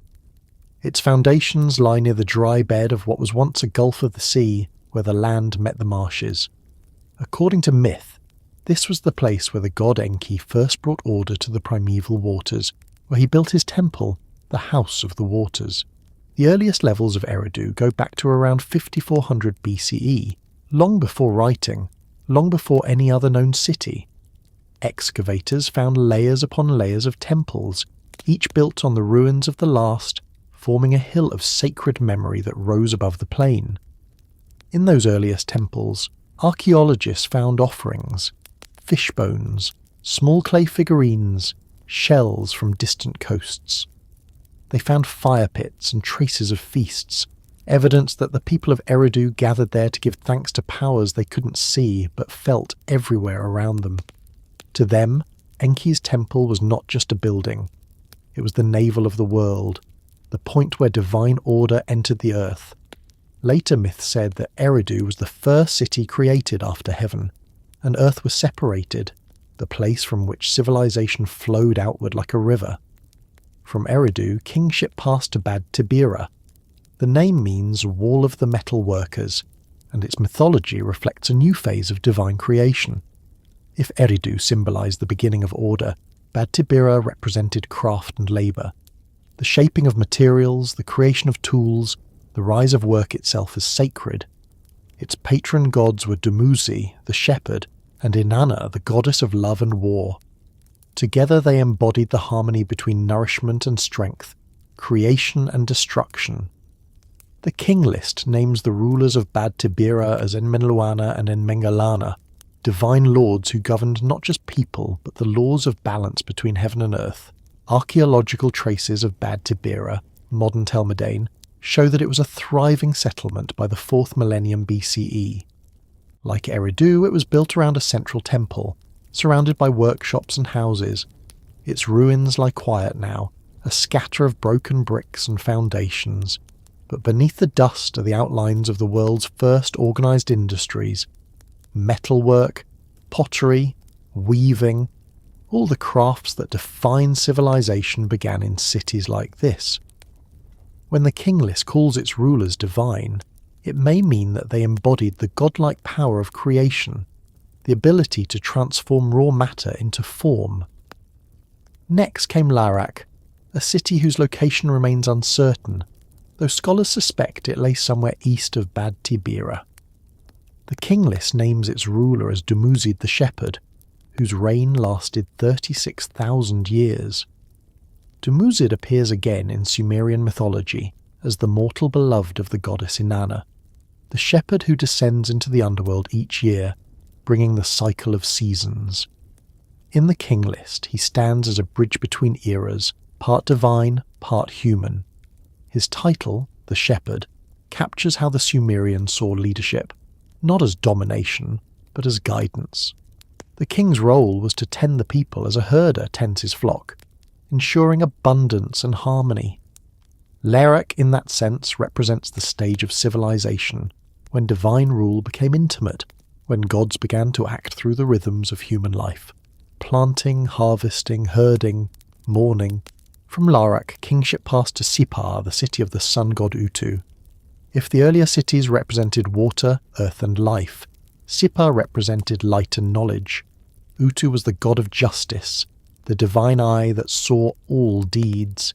His light was the measure of truth. In later times, Sipar would be known as a centre of learning, home to libraries and temples where scribes studied the stars. The King List names Enmeduranki as its ruler, the man who was taken up into heaven and shown the secrets of the gods. He was taught divination, mathematics, and the reading of omens, and he passed that knowledge to humanity. Through him, wisdom itself became a sacred inheritance. Sipar's symbolism, therefore, is that of enlightenment, the dawn breaking after the darkness of ignorance. The last of the 5 cities was Shuruppak, whose name means the healing place. It was here, according to Sumerian tradition, that the final pre-flood king, Ubara-Tutu, ruled. His son, Ziusudra, was the one who survived the flood, guided by Enki's warning. Archaeologists have found Shurupak's ruins too, and what they discovered gives startling support to the legend. Around 2900 BCE, the city was struck by a massive flood. Layers of silt several feet deep cover its ancient streets, sealing away the remains of houses, pottery and tools. Above that layer, new construction begins, the post-flood world. The King List's terse phrase, "then the flood swept over," is written directly into the soil of Shuruppak. In those 5 cities, the Sumerians saw the map of the divine age. Each represented a stage in creation: Eridu, the birth of order; Bad Tibira, the rise of craft; Larak, the harmony of life; Sipar, the illumination of mind; Shuruppak, the renewal through catastrophe. Together they formed a complete cycle, a cosmos in miniature. When the flood came, it didn't erase those cities. It transformed them into archetypes. Later, civilizations would inherit their symbolism, even if their names were forgotten. Every sacred city that followed, from Babylon to Jerusalem to Rome, echoed the pattern of the 5. The Sumerians never separated their geography from their theology. Each city was aligned with the heavens, its temples built to mirror the stars. Eridu was linked to the constellation of Pisces, the fish, symbol of the waters of creation. Sipar, devoted to the sun god, faced east toward the rising light. Even the canals and fields were laid out in patterns that reflected celestial order. When kings built or rebuilt cities, they were not just constructing homes and palaces, They were restoring the cosmic design. Every foundation stone carried ritual meaning. Before construction began, priests purified the ground, recited hymns, and offered sacrifices to the gods of the land and the sky. The first brick was laid under auspicious stars, and the king's name was inscribed upon it to bind human effort to divine order. Archaeologists have found foundation deposits, small clay boxes buried beneath temple corners, containing figurines, coins, and inscriptions invoking the god's protection. These offerings were placed there not as superstition, but as a contract between heaven and earth. Each new building was part of an ongoing dialogue between the mortal and the eternal. To the Sumerians, even the act of urban planning was a sacred imitation of the way the gods organised the universe. It's remarkable how consistent this worldview remained over millennia.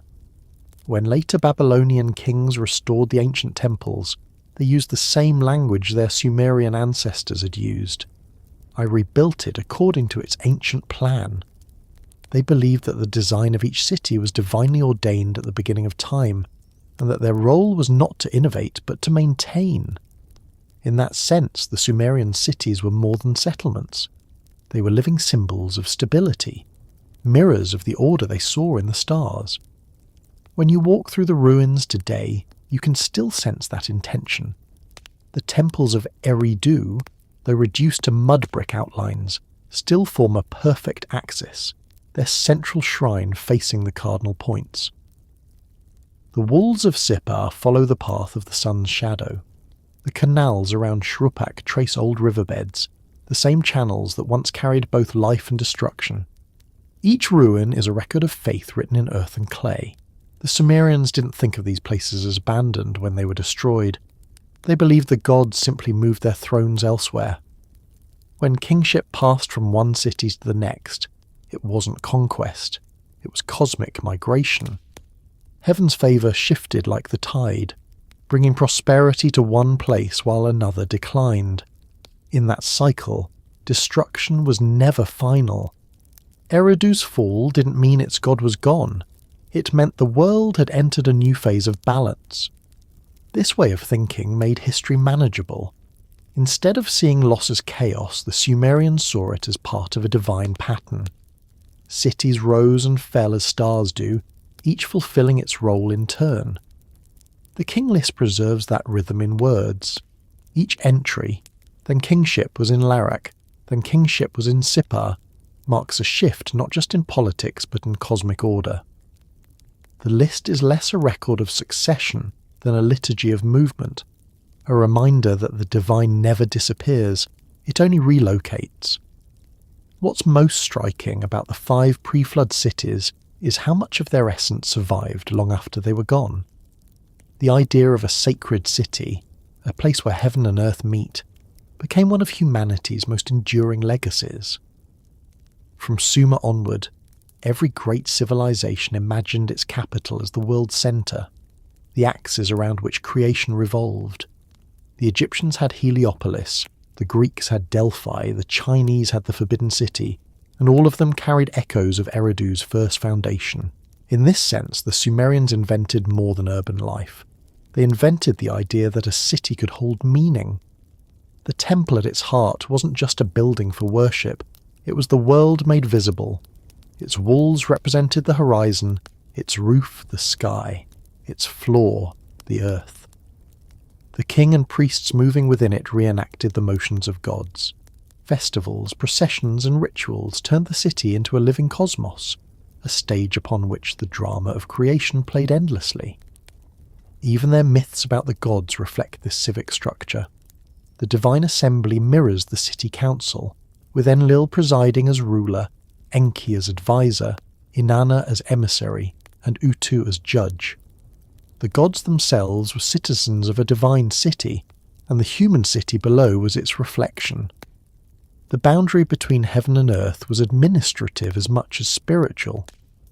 When the King List records the passing of kingship between cities, it's describing the same process that the gods practiced above. It's easy to forget how radical this was. Before Sumer, humanity had villages, farms, tribes, but no cities. The idea that people could gather in one place, build temples, govern themselves, and dedicate their lives to maintaining divine order was revolutionary. The Sumerians didn't invent urban life accidentally. They built it deliberately, patterned after their understanding of the universe. That's why their cities lasted, and why their stories still resonate. If you look at a modern city skyline, its towers, its grids, its lights, you're seeing a distant descendant of Eridu and Sipa. The same impulse that led the Sumerians to align their temples with the stars leads us to align our streets with the compass. The same belief that order can be built into the world drives us still. We may no longer believe our cities are divine, but we continue to build them as if they were.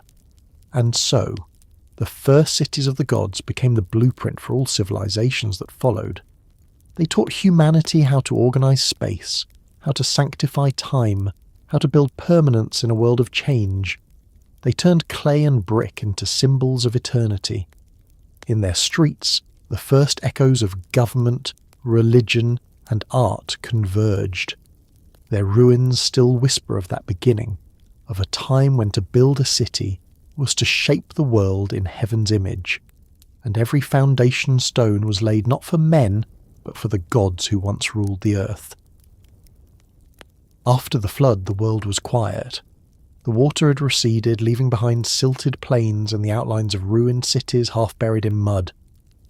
The divine age was over.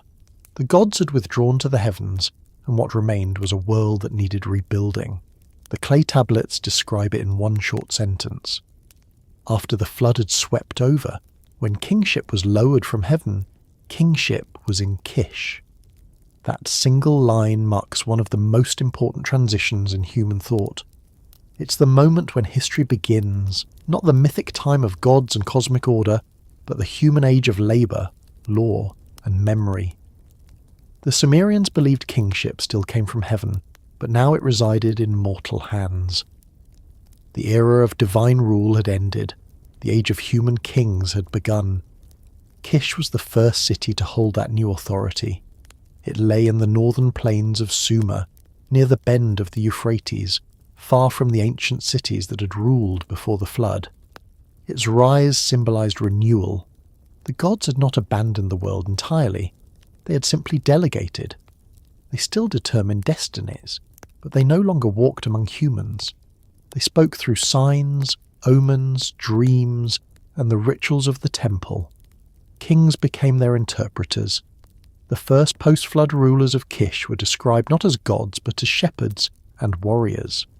The King List gives them reigns measured not in tens of thousands of years but in centuries and decades. The scale of time had changed. The world had shrunk. Life had become measurable. For the first time, history could be recorded as something that humans could comprehend. Among these early kings was Etana, described as the shepherd who ascended to heaven and consolidated all the foreign lands. His story survives in fragments of a Sumerian and later Akkadian myth. Etana is portrayed as a man chosen by the gods to bring stability after the flood. His city, Kish, is fertile again, but the people lack a king to guide them. They pray to Shamash, the sun god, to send them one who can establish order. Shamash chooses Etana, who rules with wisdom but longs for something more, a child to continue his line. In his dream, an eagle offers to carry him to the heavens to seek the plant of birth from the gods. Etana climbs on the eagle's back, and together they rise through the sky. As the earth falls away beneath him, he sees the lands shrink to a single disk, then to a patch of colour, then to nothing but blue horizon. The myth ends abruptly in the surviving tablets, but its message is clear. Etana represents the bridge between mortal and divine. He's the first king to reach upward instead of the gods descending downward. His flight marks humanity's attempt to reclaim what was lost in the flood, the connection between heaven and earth, now separated but not broken. That image of ascent became central to Mesopotamian kingship. The divine no longer lived on earth, but the king could still approach it through ritual. The temple replaced the heavens, the ziggurat replaced the mountain, and the crown replaced the halo. Kings became mediators rather than embodiments. Their authority came from divine endorsement, not divine identity. The shift might seem subtle, but it changed everything. In the divine age, kingship was eternal. After the flood, it was temporary. Rulers were born, reigned, and died. Succession became a matter of lineage, not divine appointment alone. Dynasties rose and fell. Time began to move forward instead of in circles.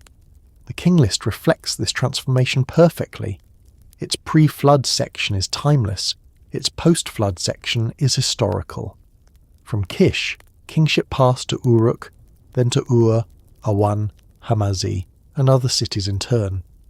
Each new dynasty added another layer of complexity: trade, law, administration, warfare. The world was no longer a static order. It was dynamic, competitive, restless. The gods still ruled from above, but humans were now responsible for maintaining their own stability. This new role required structure. Temples, which had once been the dwellings of gods, became centres of government. Priests managed offerings, harvests, and records. The king, once a divine figure, now stood as the chief servant of the gods, a protector of the temple and the people. His legitimacy came not from eternal life, but from his ability to preserve balance. If famine struck, it was his failure. If enemies invaded, it was his responsibility to defend. Kingship was no longer about immortality. It was about duty. That sense of duty became the cornerstone of civilization. The earliest written laws, found centuries later in the Code of Ur-Nammu and the more famous Code of Hammurabi, reflect the same principle: justice as a reflection of divine order, administered by human hands. The king was expected to uphold me, the sacred decrees of the gods that governed all aspects of existence. Even as writing developed from temple accounting into literature, it remained bound to that purpose. Words were tools for keeping heaven's order on earth. In the post-flood world, time itself became an act of kingship. Rulers recorded their deeds on stone steles and foundation tablets, ensuring that memory endured beyond their lives. The impulse to write one's name, to fix it in clay, to leave behind a trace, that was the new immortality. When divine kingship ended, written history began. The gods had ruled in eternity, humans would rule in time. Archaeology shows how quickly this transformation happened. In the centuries after the flood layers around 2900 BCE, cities grew rapidly. Kish, Uruk, Ur and Lagash developed monumental architecture, writing systems, organised economies and armies. Administrative tablets record the first known taxation, labour assignments, and trade routes. Seals mark ownership, signatures of authority pressed into clay. The world had become systematic, and behind that system was the figure of the king. What's fascinating is that even as the kings became mortal, they continued to use divine language to describe their power. The inscriptions of early rulers like Mesopotamia of Ur or Eannatum of Lagash call them chosen of Enlil, beloved of Inanna, shepherd of the people. They claimed descent not from gods, but from their favour. The rhetoric had changed, but the longing for connection remained. Every generation of rulers sought to prove that heaven still sanctioned their rule, even if it no longer walked among them. Etana's myth captures that longing better than any other. His flight is both triumph and tragedy. In later versions, he reaches too high, loses control, and falls, a symbol of the limits placed on human ambition. The gods allowed mankind to rule, but not to transcend. The message is ancient and familiar. Power must remain grounded, even if it points upward. The kings of Kish and Uruk would have understood that lesson well. They ruled by divine blessing, but their mortality reminded them that the blessing was temporary. As centuries passed, the Sumerians continued to record the succession of kings, city by city. The king list lists them like beads on a string, unbroken but always moving forward. The rhythm is steady. Then kingship was in Kish, then kingship was in Uruk, then kingship was in Ur. The pattern mirrors the Sumerian understanding of balance. power circulating, never fixed, always returning to divine oversight. No city could rule forever. Each had its appointed time, its place in the cosmic order. This mobility of kingship wasn't just political, it was spiritual. When one city fell and another rose, it meant heaven's favour had shifted. The gods were reminding humanity that power was borrowed, not owned. That idea prevented kingship from becoming absolute. It was never a personal possession. It was a trust. The king was a caretaker of divine authority, accountable not only to his people, but to the unseen order that governed everything. Inscriptions from later Sumerian kings show how deeply they internalized this idea. When Ur-Nammu built his famous ziggurat in Ur around 2100 BCE, he inscribed a prayer dedicating it to Nanna, the moon god. For Nanna, my lord, I built his temple. May it be pleasing to him. May he look upon my deeds with favour. It's a humble statement for a man who ruled an empire. He wasn't claiming divinity, he was hoping for approval. The flood had changed the tone of kingship forever. Even the visual art of the period reflects this shift. In early divine imagery, gods and kings were indistinguishable. Both wore horned crowns, both sat on thrones. After the flood, kings appear smaller, standing before the gods with offerings. They're depicted in motion, not in repose, servants, not equals. The symbolism is deliberate. The relationship between heaven and earth had been reset, and humanity now stood in a posture of reverence rather than command. Yet the boundary between mortal and divine never disappeared completely. Some kings, like Gilgamesh of Uruk, blurred it again. The epic that bears his name tells of a ruler 2/3 god and 1/3 man, seeking immortality after the death of his friend Enkidu. His journey takes him to the edge of the world, to the man who survived the flood, and ends with the realization that immortality belongs only to the gods. Gilgamesh returns to Uruk, not as a god, but as a builder, a maker of walls and monuments that will outlast him. It's the perfect metaphor for post-flood kingship, divine longing expressed through human creation. The king list includes Gilgamesh too. He appears as a ruler of Uruk, his reign measured not in eternity but in years. His inclusion confirms how fluid the boundary between myth and history remained. The Sumerians didn't separate them. To write Gilgamesh's name beside historical kings was not an error. It was acknowledgement that his story, even if partly legend, expressed truths about kingship that facts alone could not. As the centuries unfolded, the pattern established in Kish became the blueprint for all later civilizations. Egypt's pharaohs, China's emperors, and the kings of Israel all inherited some version of this post-flood ideal, rulers chosen by heaven but bound to the earth. The concept of divine right, so central to monarchies thousands of years later, begins here, in the mud and reed temples of Sumer. What makes this period remarkable is how the Sumerians accepted their new position in the universe without despair. The flood had taken away the gods' direct presence, but it hadn't broken their faith. Instead, they adapted. They built temples taller, reaching toward the sky. They filled them with statues representing the gods they could no longer see. They created rituals that reenacted the descent of divine favour. Through song, offering, and writing, they kept the connection alive. You can still feel that sense of renewal in the archaeology of Kish and Uruk. The post-flood layers show expansion, innovation, and resilience. Writing became more sophisticated. Administration flourished. Art shifted from the cosmic to the human. Scenes of banquets, processions, and daily life began to appear alongside divine imagery. Civilization wasn't just surviving, it was thriving. Humanity, now fully aware of its mortality, seemed to work harder to make its world endure. The coming of mortal kings was not a fall from grace, it was an awakening. The gods had withdrawn, but their order remained, and humanity was now its keeper. Kingship, once eternal, became a calling. The task was immense: to rule justly, to build wisely, to preserve balance in a fragile world. The Sumerians rose to it, shaping a model of governance, religion, and time that would echo across millennia. Every name on the king list after the flood, Etana, Enmebaragesi, Gilgamesh, Ur-Nammu, is part of that awakening. They mark the moment when the divine story became the human one. The gods no longer wore crowns, the kings did. But each crown was still a reflection of heaven, a reminder that power came not from conquest, but from alignment with the order that began long before men walked the earth. And so, the flood receded, but its lesson endured.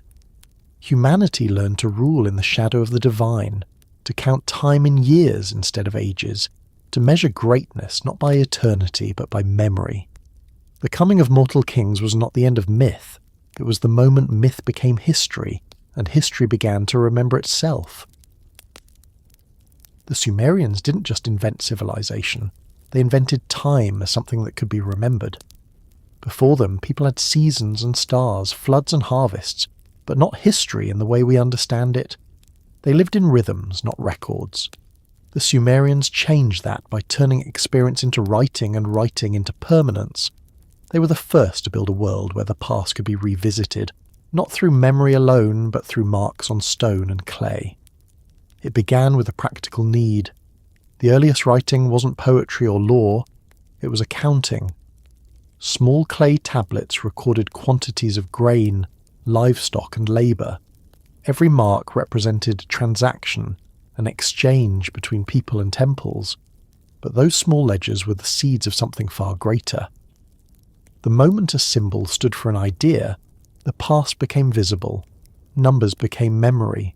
Soon, the act of keeping records expanded beyond goods to names, deeds, and events.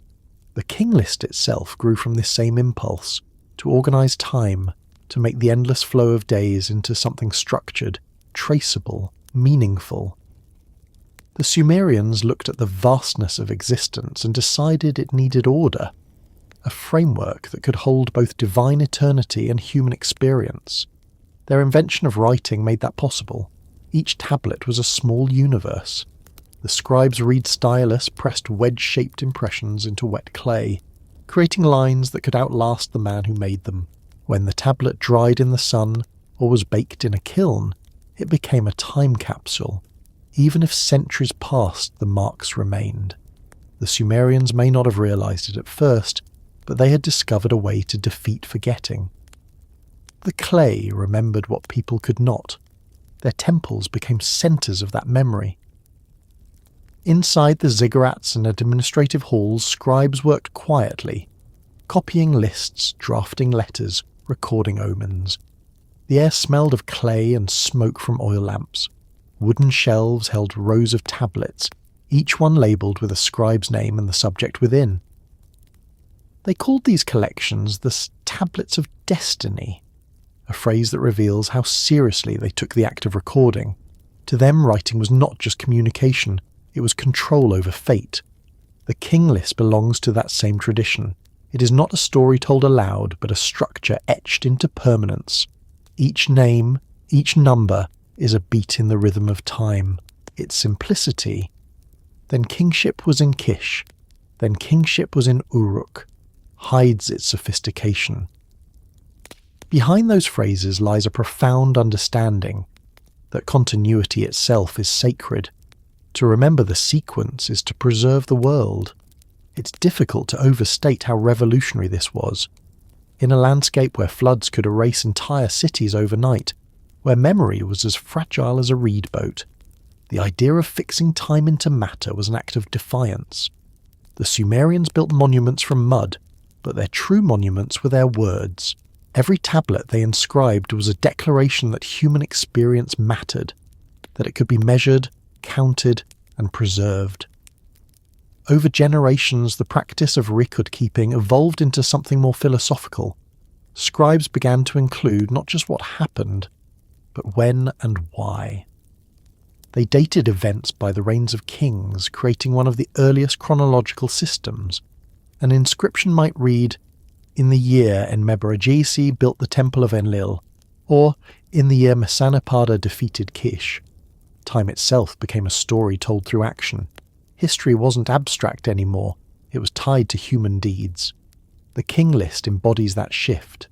It moves from the eternal ages of divine kings to the measurable years of human rulers. The numbers shrink, but the meaning expands. The list becomes a bridge between myth and history, showing how humans inherited the divine duty of keeping time. Each entry marks the passing of cosmic responsibility from one generation to the next. In the pre-flood era, time was infinite and uncounted. After the flood, it became accountable. There's something poetic in that transformation, though not in the sense of beauty. It's poetic in structure.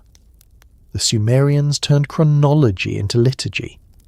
Reciting the King List was not simply reading history, it was reaffirming the world's continuity. The list's repetition, its measured pace, its careful order, all reflect the belief that to name the past is to maintain it. In a sense, they didn't just measure time, they sustained it. This belief appears everywhere in their culture. The building of temples followed strict ritual calendars. Festivals were timed to lunar cycles. Even wars were sometimes postponed until the stars aligned. Time was never random. It was sacred architecture. The same pattern that governed the heavens governed human life. The scribes who recorded the King List weren't only chroniclers, they were masons of memory, laying down each name like a brick in a temple of time. Some tablets even depict scribes as priests of Nabu, the god of writing. They are shown kneeling, stylus in hand, their eyes lifted as if receiving dictation from above. The act of writing was both devotion and discipline. A scribe's mistakes were not merely errors, they were breaches in cosmic harmony. Accuracy was moral. To miswrite was to disrupt the rhythm of the world. The tools they used were simple: a piece of clay, a stylus, a steady hand. Yet those small tools built civilizations. Through them, kings commanded armies, merchants conducted trade, priests recorded rituals, and poets preserved myth. Every corner of Sumerian life passed through clay. And as their empire grew, so did their archives. Cities like Nippur, Ur, and Lagash became repositories of centuries of memory. In some temples, archaeologists have found entire rooms filled with tablets, tens of thousands of them arranged in careful order. Many are mundane, lists of fish deliveries, measurements of barley, accounts of labour, but mixed among them are texts that echo eternity, hymns, incantations, cosmologies, and histories like the King List. Together, they show a civilization obsessed with continuity.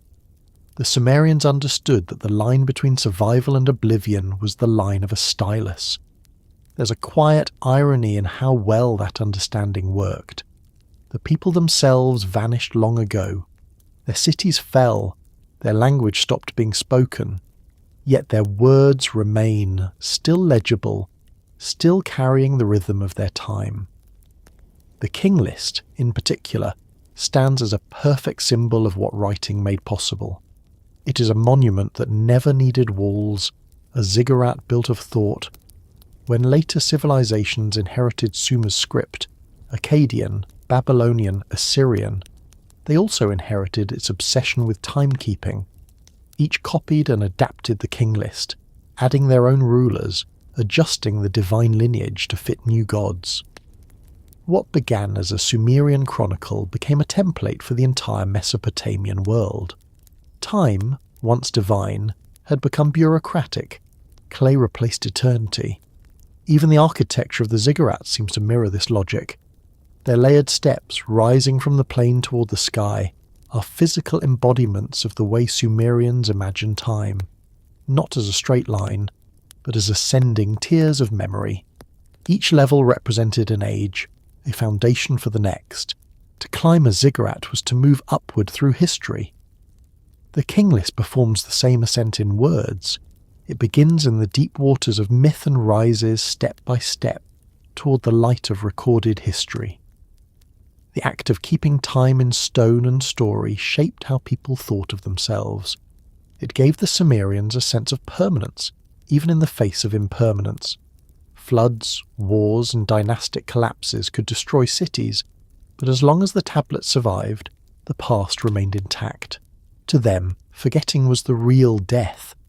The gods might withdraw, kings might fall, but memory, if written, was eternal.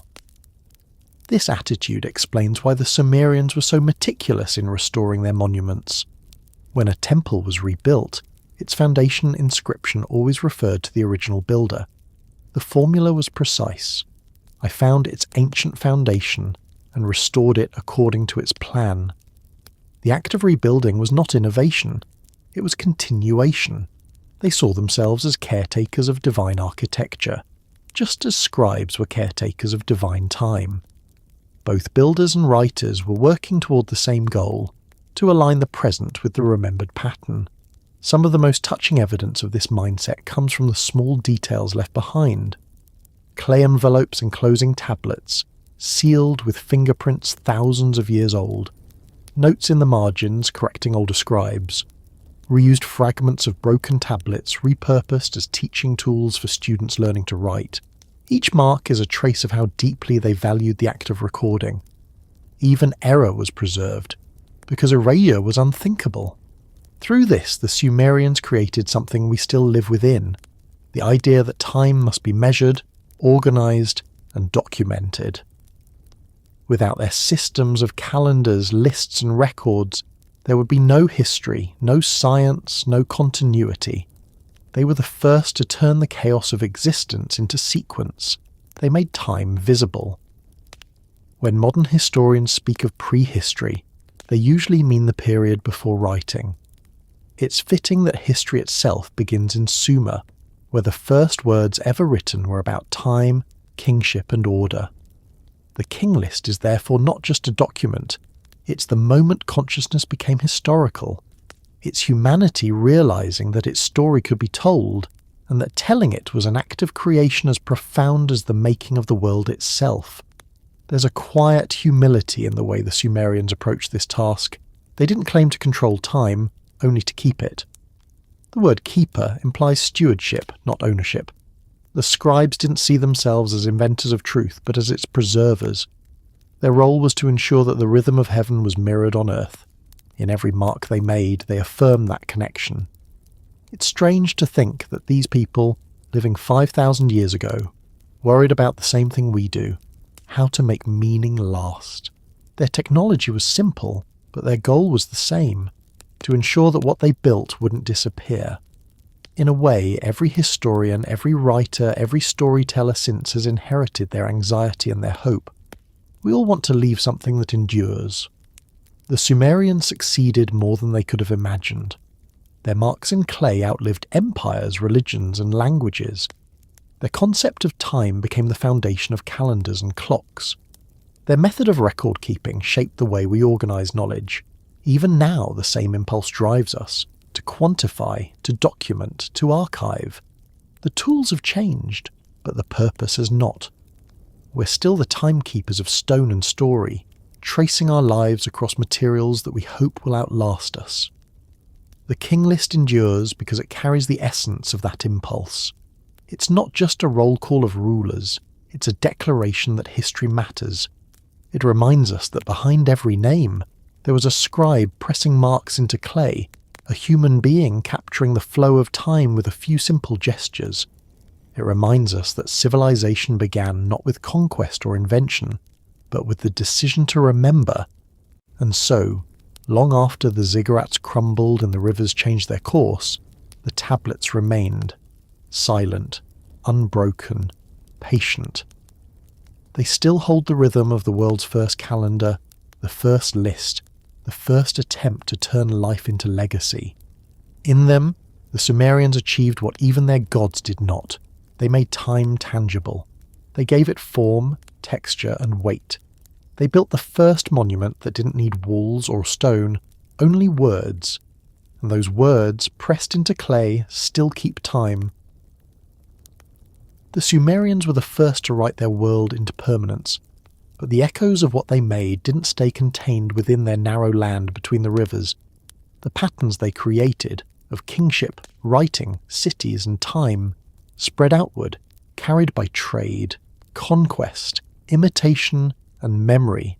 until they became the foundation on which later empires built their own myths. The Sumerian world may have vanished, but its structure was never lost.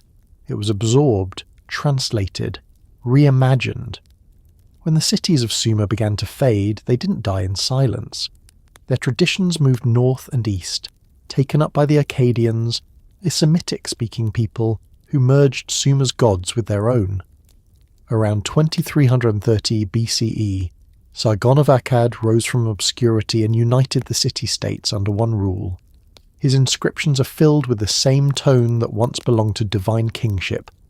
Chosen by the gods, appointed by destiny, master of the four quarters of the world. He called himself the king who loved Ishtar, an echo of the Sumerian formula, beloved of Inanna. Even as language shifted from Sumerian to Akkadian, the framework remained the same. The Akkadians continued to use Sumerian cuneiform, keeping alive words they no longer spoke. They copied Sumerian hymns, translated them, and built new temples on old foundations. They inherited not only the architecture of stone, but the architecture of thought, the belief that kingship descended from heaven, that rule was divine stewardship, and that time could be recorded as a continuous story. One of the earliest kings of Akkad, Naram-Sin, Sargon's grandson, took that inheritance to its logical extreme. His stele shows him wearing a horned crown, a symbol once reserved for gods. He declared himself God of Akkad, not merely chosen by the divine, but part of it. In doing so, he blurred the line the Sumerians had drawn after the flood, when kings became mortal. For a brief moment, the idea of divine kingship returned, transformed into imperial ideology. The echo of Sumer's god-kings had resurfaced, reinterpreted through ambition, yet the same pattern that had shaped Sumer's rise and fall repeated itself.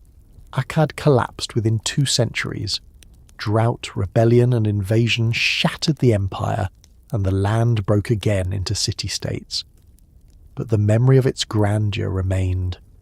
Later rulers of Babylon and Assyria looked back on Akkad and Sumer as the age when kings ruled with divine favour, when gods walked close to men, when order was perfect. The idea of a golden age, the age of gods and heroes, began there, and it became one of humanity's most persistent stories. By the time Babylon rose to power in the 2nd millennium BCE, the echoes had already settled into tradition. The Babylonians inherited Sumerian writing, religion and science, treating them as sacred inheritance. Their scribes continued to copy Sumerian text for over 1,000 years after the language had ceased to be spoken. To learn to write in Babylon meant to memorize the words of a civilization already ancient. The students copied lines of the Sumerian King List as exercises, not realizing that in doing so, they were extending its life by centuries. The Babylonians also kept the same idea of kingship. Hammurabi, who ruled around 1750 BCE, described himself in his famous code as the chosen shepherd of Marduk, god of Babylon. He claimed to bring justice and order to the land, echoing the Sumerian concept of me, the divine decrees that structured reality. The prologue to his code reads like a continuation of Sumer's theology. The gods appointed him to protect the weak, to ensure balance, to make the world reflect the order of heaven. In his laws, the divine and the practical merged seamlessly, just as they had in the first cities. The King List continued to evolve too. Copies from the Babylonian period include new dynasties, new names, and new interpretations.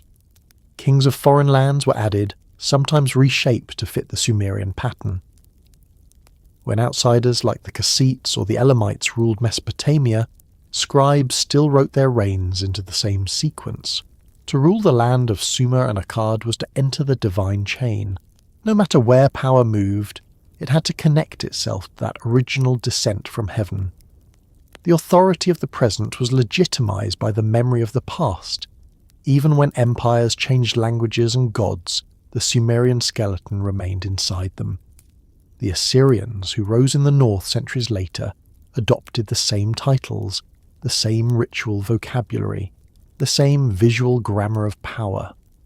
Their kings stood before winged gods, offering prayers, holding sceptres, surrounded by inscriptions that echoed the rhythm of the king list. Their palaces were covered in carved reliefs of battles and divine symbols, each one a continuation of Sumer's idea that rule was a sacred duty performed in alignment with cosmic order. To the Assyrians, time was still something that needed to be written. They kept detailed annals year by year, campaign by campaign, carving them into stone slabs that lined palace walls. Each king's deeds began with the same formula. In my first year, I went forth. In my second, I conquered. The structure is almost identical to the king list's repetitive rhythm. The Sumerian idea that to record time is to preserve it survived fully intact. The echo spread even farther than Mesopotamia. Egypt had already developed its own divine kingship, but contact with Mesopotamian ideas reinforced it. Both civilizations built pyramids and ziggurats, monuments that linked heaven and earth. Both described their rulers as chosen by gods, mediators between worlds. Trade between the Nile and the Euphrates carried not only goods but ideas, writing systems, myths, mathematical concepts, and celestial calendars. Farther west in the Levant, the echoes took on new forms. The city of Ugarit on the coast of modern Syria produced clay tablets that blend Canaanite myths with Mesopotamian themes. Its stories of gods, floods, and divine councils resemble those of Sumer and Akkad. The figure of Baal, the storm god, owes much to Enlil. The very idea of divine assembly, gods meeting to decide the fate of humanity, is a Sumerian inheritance carried through languages and generations until it became a permanent feature of world mythology. Even in the Hebrew Bible, the resonance is unmistakable. The story of the flood and Noah mirrors that of Ziusudra and Utnapishtim almost line for line.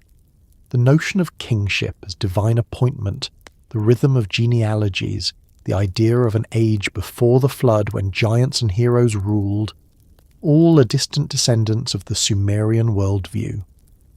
When Genesis says that there were giants in the earth in those days, it's repeating a truth first written on a Sumerian tablet thousands of years earlier, that once the rulers of the world were more than human. The echoes didn't fade with the fall of Babylon. The Persians, when they conquered Mesopotamia, adopted its symbols of kingship. Darius the Great, in his inscriptions at Behistun, used the same structure that the Sumerians had pioneered: divine appointment, lineage, conquest, justice. He invoked Ahura Mazda, the supreme god, but the framework of legitimacy was still Sumerian: rule as divine stewardship over the ordered world. The Persians inherited the administrative precision of the Sumerians too: taxation systems, record-keeping, calendars. The empire stretched from Egypt to India, yet its heart beat in rhythms first defined between the Tigris and Euphrates. Later still, when Alexander the Great entered Babylon in 331 BCE, he performed the same rituals that had crowned Mesopotamian kings for 2 millennia. He offered sacrifices to Marduk, took the title King of Babylon, and was recorded by local scribes as part of the same royal sequence. The king list had long since ceased to be updated, but the idea behind it lived on, that every ruler, no matter how foreign, entered history through the same gate, the one first opened when kingship descended from heaven. The Greeks who followed Alexander marvelled at what they found in Mesopotamia. Their philosophers, from Herodotus to Berossus, wrote about the land's ancient wisdom, its astronomy, its vast chronology. Berossus, a Babylonian priest writing in Greek in the 3rd century BCE, translated the Sumerian and Babylonian histories into Hellenistic language. He described the pre-flood kings ruling for tens of thousands of years and the flood that ended their age. Through him, the myth of divine rulers entered Greek and Roman thought. From there, it became part of the Western imagination. The idea that there was once a lost age when gods ruled the earth, followed by a flood that reset history, spread across continents and religions. Philosophers and theologians debated its meaning. Some saw it as allegory, others as literal memory of a time when humanity was closer to the divine. The numbers, the names, the rhythm, they all trace back to the Sumerian King List. Even the concept of universal chronology, the attempt to count time from a single beginning, owes its origin to Sumer. The Babylonians adapted it, the Persians organised it, and later the Greeks turned it into philosophy. When early Christian scholars calculated the age of the world, they were unknowingly following a pattern set in motion by Sumerian scribes. To order history in linear form, to trace kings and events from a divine origin, is a Sumerian inheritance. The echoes reached eastward as well. Scholars have long noted similarities between Mesopotamian and Indian cosmologies. The cycles of creation and destruction, the floods, the divine ages measured in vast numbers. Whether through contact or parallel thought, the same logic appears: time as sacred repetition, history as reflection of divine rhythm. The structure of the Sumerian world had become a global template, and yet for thousands of years the Sumerians themselves were forgotten. Their language vanished, their cities buried. By the time cuneiform was deciphered in the 19th century, even their name had been lost. Historians knew Babylon and Assyria, but not the people who had come before. It was as if the foundation of civilization had been erased, leaving only its later layers. But when the tablets were finally read, the echoes became voices again. What's remarkable is how familiar those voices sound. The concerns written in clay, justice, memory, time, legacy, are the same that shaped every empire after them. Their questions became humanity's questions. What is order? How does one rule justly? How do we measure our place in time? The answers, whether in the words of Hammurabi, the laws of Moses, or the writings of Aristotle, all carry traces of Sumerian logic. The King List's influence can even be felt in how later cultures viewed their own beginnings. The idea of before the flood became shorthand for a lost perfection. The notion that history moves through divine ages, golden, silver, bronze, and iron, is a reinterpretation of the Sumerian division between pre-flood eternity and post-flood mortality. The sense that human history has a divine preface is one of Sumer's most enduring gifts. Every empire that rose in the ancient Near East inherited not just Sumer's land but its memory. They used the same rivers, the same gods under new names, the same concept of sacred kingship. And even as those empires fell, Akkad, Babylon, Assyria, Persia, Greece, Rome, the echo carried forward, quieter but unbroken. It reached the medieval scholars who studied astrology, the Renaissance thinkers who trace civilization back to the East, the modern scientists who measure time in cosmic scales. All of them are descendants of the first people who decided that time could be written. If you trace the line far enough from modern calendars back through Babylonian astronomy, through Sumerian mathematics, you arrive again at the clay tablet, at the wedge marks of a scribe in Eridu or Nippur pressing time into form. The marks are small, but they contain the structure of the world. The empires that followed built on them like layers of earth. Each new power added its own shape, but beneath it all, the original pattern remained. That's the true legacy of Sumer. Not its bricks or its gods, but the rhythm it gave to human history. A rhythm that repeats in every empire's rise and fall, in every attempt to explain the divine origin of power, in every list of names carved into stone. The Sumerians taught the world that history is a sacred sequence, and that to write it is to join it. The echoes never stopped. They became the language of civilization itself, and even now, thousands of years later, when we speak of ages, of floods, of lost golden times, when we count years and crown leaders, we are still repeating the pattern first pressed into clay in the land where time began. It's one thing to study the Sumerian King List as history or myth, but another to ask what it meant to the people who believed it. For us, the question is analytical. How did they measure time? How did they structure power? For them, it was existential. The King List wasn't an artifact of curiosity. It was a statement of faith. The names carved into clay weren't just records of rulers. They were proof that the world made sense, that order existed, that heaven still touched the earth even when the gods were no longer visible. The Sumerians didn't believe in gods the way modern people use the word belief. They didn't have the concept of faith as something separate from knowledge. To them, the gods were self-evident. Their presence was visible in the floodwaters, in the harvest, in the movement of the stars. The temples weren't metaphors. They were real houses, dwellings built for real beings who demanded food, offerings, and ritual. The King List fit naturally within that worldview. It wasn't a theory. It was a timeline of the divine order they could see all around them. But belief has a way of evolving with distance. As centuries passed, and the memory of the pre-flood world faded into story, the people who recited the King List faced a quiet dilemma: how to believe in something that had become invisible. The gods had withdrawn. Their direct rule was over. Kingship had descended from heaven once, but now it was inherited by men.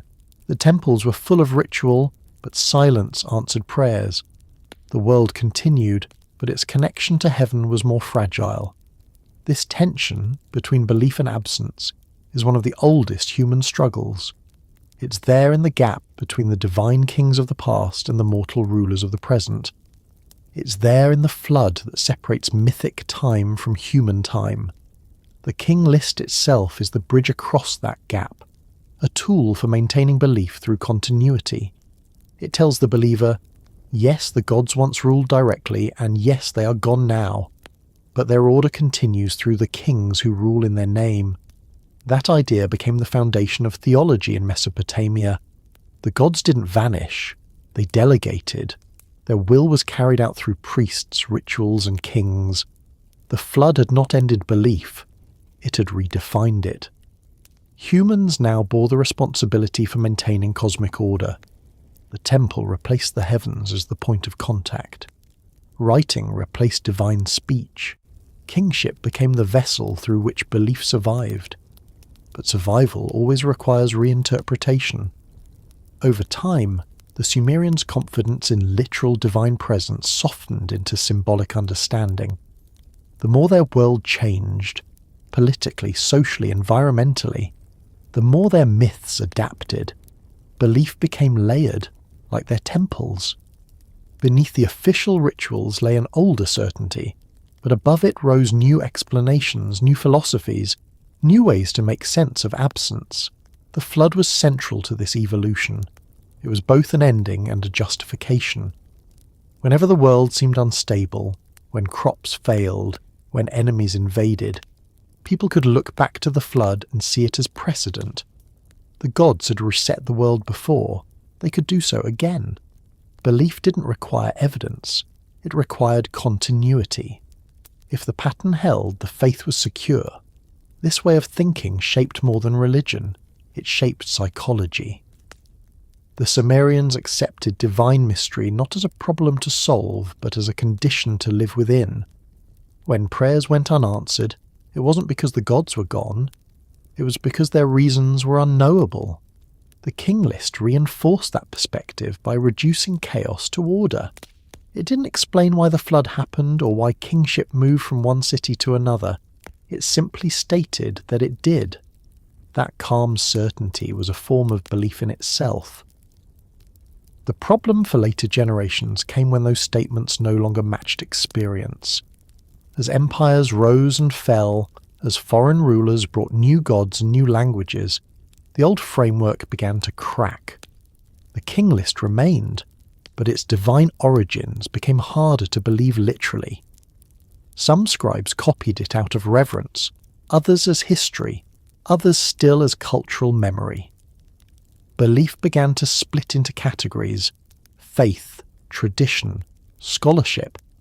This transformation is visible in the texts themselves. The earliest versions of the King List are ritualistic, written in the same formulaic language used for hymns. Later versions become more factual, more bureaucratic. The tone changes from prayer to chronicle. The shift marks a subtle change in belief, from participating in a divine pattern to studying it from a distance. The Sumerians had written themselves out of the age of miracles and into the age of documentation. For modern readers, that shift feels familiar. It mirrors the long arc of human belief across history, from direct experience of the sacred to mediated memory. What the Sumerians experienced in their temples, later civilizations experienced in their scriptures, their rituals, their philosophies. Every generation inherits the problem of belief, how to hold on to meaning when the evidence of it has become invisible. In the case of the Sumerians, their solution was continuity. They didn't abandon their gods, they archived them. The tablets themselves became proof that the divine order was real, even if unseen. Every time a scribe copied the king list, belief was renewed. Writing became the new form of worship. Instead of sacrifices, they offered preservation. The clay became a substitute for faith. This practical approach to belief explains the Sumerians' resilience. They didn't need constant miracles to sustain their worldview. They needed stability, the repetition of rituals, the maintenance of calendars, the accuracy of records. Faith was not emotional, it was procedural. To believe was to perform. The king list, with its precise language and measured rhythm, embodied that principle. Reading it aloud was itself an act of devotion, a way of keeping the world aligned. It's possible that most Sumerians didn't think deeply about the philosophical side of their beliefs. For them, the stories were simply true. The gods had ruled, the flood had come, the kings reigned in order. Belief didn't require interpretation. But for the scribes, the intellectuals of their time, the tension between myth and observation must have been felt. They lived in a world where divine kingship was history, not reality. Their rulers were human, fallible, and often corrupt. The old myths promised cosmic justice, but the cities around them were full of inequality and war. To keep writing the king list under those conditions was an act of faith in itself, the belief that truth still existed somewhere beyond the visible. That's what makes the king list so remarkable. It doesn't argue or persuade, it doesn't preach, it simply records. Its strength lies in its composure. In a world that was constantly changing, it remained still. And that stillness was its form of belief. The act of writing was itself the answer to doubt. The world might fall into chaos, but as long as someone pressed those words into clay, the pattern endured. Over time, this idea of written belief spread across the ancient world. The Babylonians continued it with their chronicles, the Hebrews with their genealogies, the Egyptians with their divine king lists carved into temple walls. Writing became the universal method of preserving faith in order. Words replaced miracles. The divine didn't need to appear, it only needed to be remembered. But there's a paradox in that. The more belief depends on writing, the more distant it becomes from direct experience. The king list, in trying to preserve divine truth, also fossilized it. What was once a living reality became a text, a relic, a reference point. The gods stopped speaking. The scribes spoke for them. The faith that began as immediacy became memory. This too is part of the problem of belief. It's not about whether something is true, but how truth survives. The Sumerians believed that by fixing time in clay, they could keep it alive. In a sense, they were right. We're still reading their words 5,000 years later. But what survives is form, not feeling. We can reconstruct their worldview, but we can't inhabit it. Their belief system endures as an idea, not an experience. That's the quiet tragedy of all ancient faiths. What they preserve through devotion, time turned into archaeology. The ziggurats that once echoed with hymns now stand as ruins. The tablets that once guided ritual sit in museums. The words that once defined the sacred are studied as history. Belief doesn't vanish, it transforms into understanding. But something is always lost in translation. And yet, perhaps that's what belief has always been meant to do, adapt. The Sumerians never tried to resist change. They folded new gods into their pantheon, adopted foreign rulers into their lists, reinterpreted their myths as needed. For them, belief wasn't rigidity, it was continuity. As long as the pattern survived, the details could shift. That adaptability is why their legacy lasted so long. In that way, the King List is not only a record of kingship, but a record of belief itself. It shows how faith evolves, from literal to symbolic, from ritual to remembrance. It shows how humans, faced with the silence of the divine, build systems to preserve meaning anyway. Every line of the list, every then kingship is an act of reassurance. The world continues, the order holds. It's difficult not to see ourselves in that same pattern. Modern people may no longer believe in Enki or Enlil, but the problem of belief hasn't disappeared. We still construct systems to make sense of existence. Scientific, philosophical, political. We still create narratives that explain our place in the universe. We still write lists, records, timelines. The medium has changed, but the impulse is the same. Like the Sumerians, we trust that meaning can be preserved if it's documented. Perhaps that's why the King List still resonates. It speaks to something universal. The need to believe that the world is ordered, that events happen for a reason, that time itself has structure. It doesn't matter whether we express that in divine or secular terms.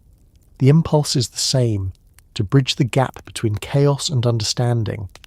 The Sumerians solved that problem through writing. Their belief system survived because it was recorded, not because it was preached, and in doing so they created the first version of a pattern that repeats across all civilizations. Faith begins as experience, becomes ritual, then turns into text. The text endures long after the experience fades. The result is what we call tradition, belief preserved as record. The King List stands at the threshold of that transformation.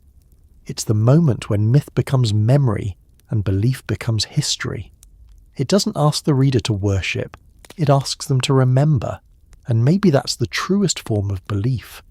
Not unquestioning faith, but the commitment to keep remembering what gave life meaning, even after the voices that once explained it have gone silent.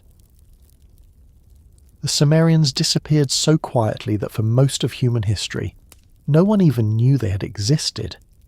Their cities sank beneath layers of earth and wind-blown dust. Their canals dried into narrow scars, and the languages that once echoed through their temples fell silent.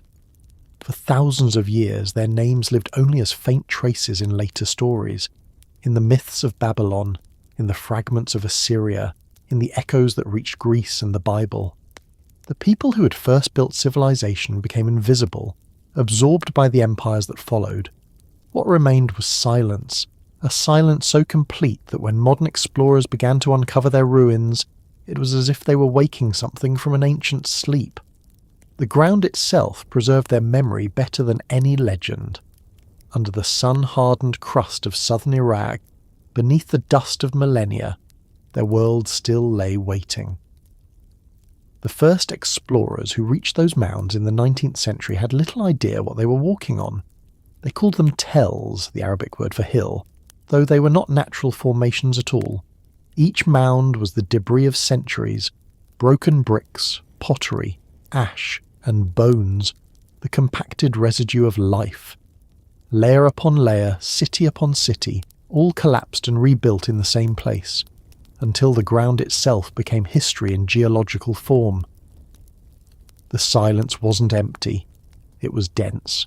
Beneath the sand were rooms still filled with tablets, temples where altars still stood, courtyards where the footprints of long-dead priests were fossilized in dust.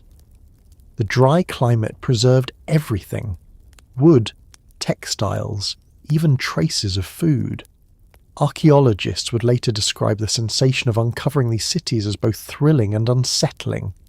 Each trowel stroke peeled back centuries.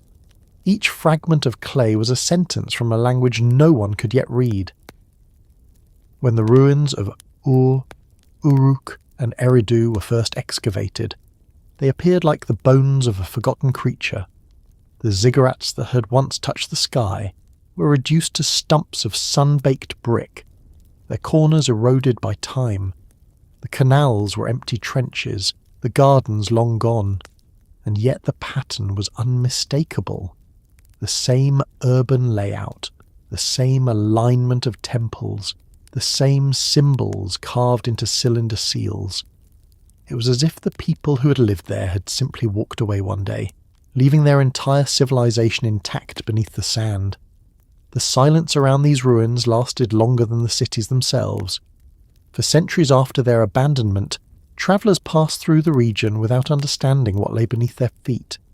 The names of the cities had vanished, replaced by newer towns built on their ruins. Even the stories of the gods who had ruled there had been rewritten in other languages. When Babylon rose, it absorbed Sumer's memory. When Persia came, it absorbed Babylon's. Each empire buried the one before it, not deliberately, but through the simple passage of time. The sand became the keeper of all that remained. It's strange to think how easily civilizations disappear. The Sumerians had believed that by inscribing their words in clay, they would outlast oblivion. And they did, but only barely. Their tablets endured, but the ability to read them did not. When their language died, their meaning died with it. For thousands of years, those tablets lay buried. The wedge marks on their surface is nothing more than texture to the untrained eye. They waited for the moment when someone would finally recognize them as writing again.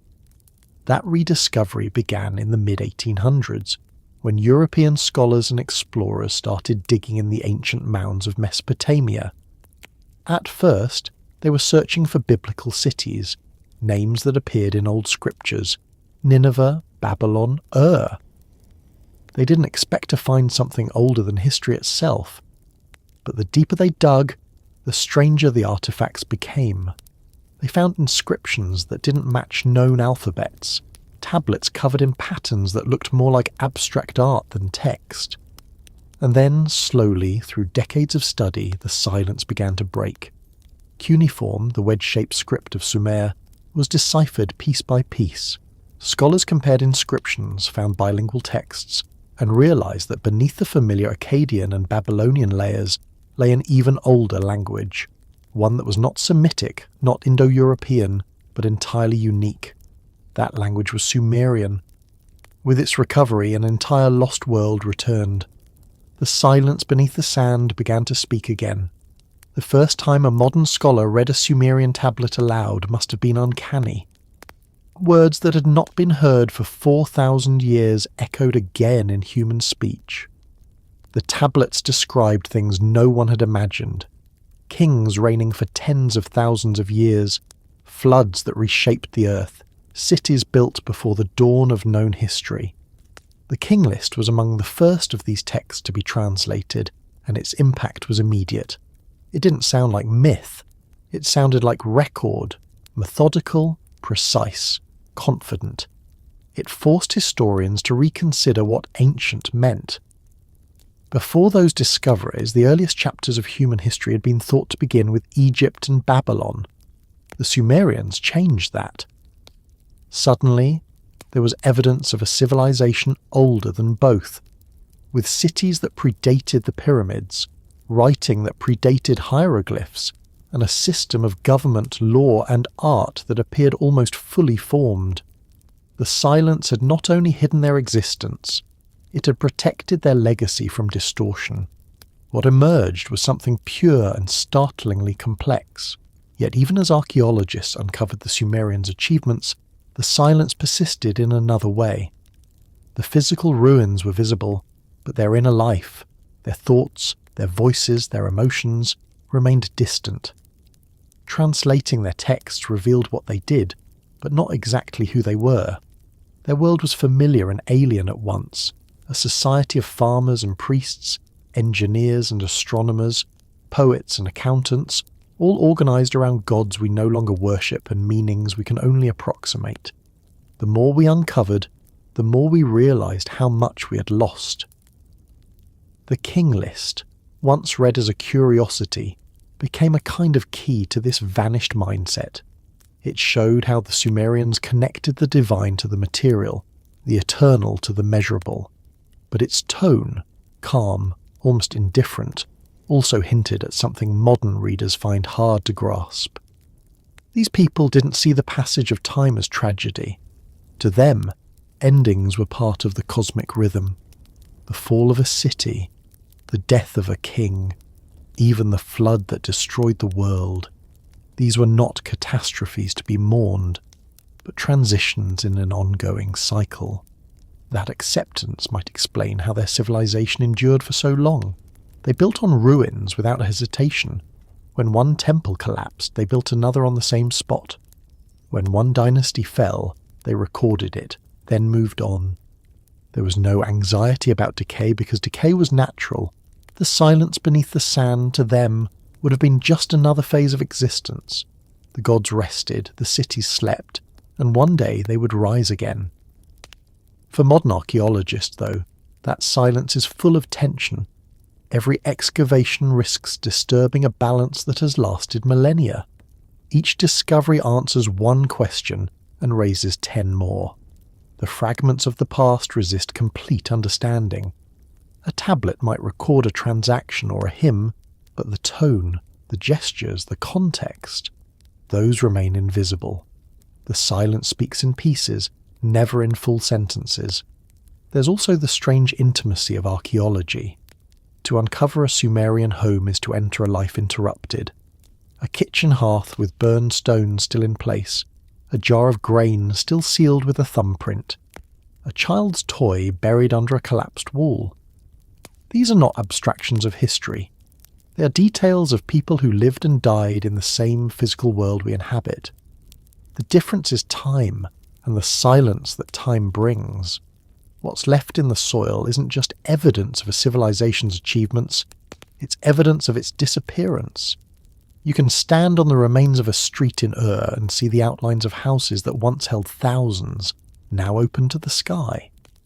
The city's ziggurat rises nearby, reconstructed in part but still eroded, its bricks once inscribed with the name of Namu, king of the third dynasty. The air is dry, the light harsh, and yet in that stillness, the sense of presence is overwhelming. The silence isn't emptiness, it's memory, too deep to speak aloud. That feeling has haunted every generation of archaeologists who've worked there. Leonard Woolley, who excavated Ur in the 1920s, described uncovering royal tombs so well preserved that they seemed staged. Gold helmets, lyres, jewellery, and the remains of attendants who'd been buried with their rulers. He wrote that the scene felt as if the door had just been closed.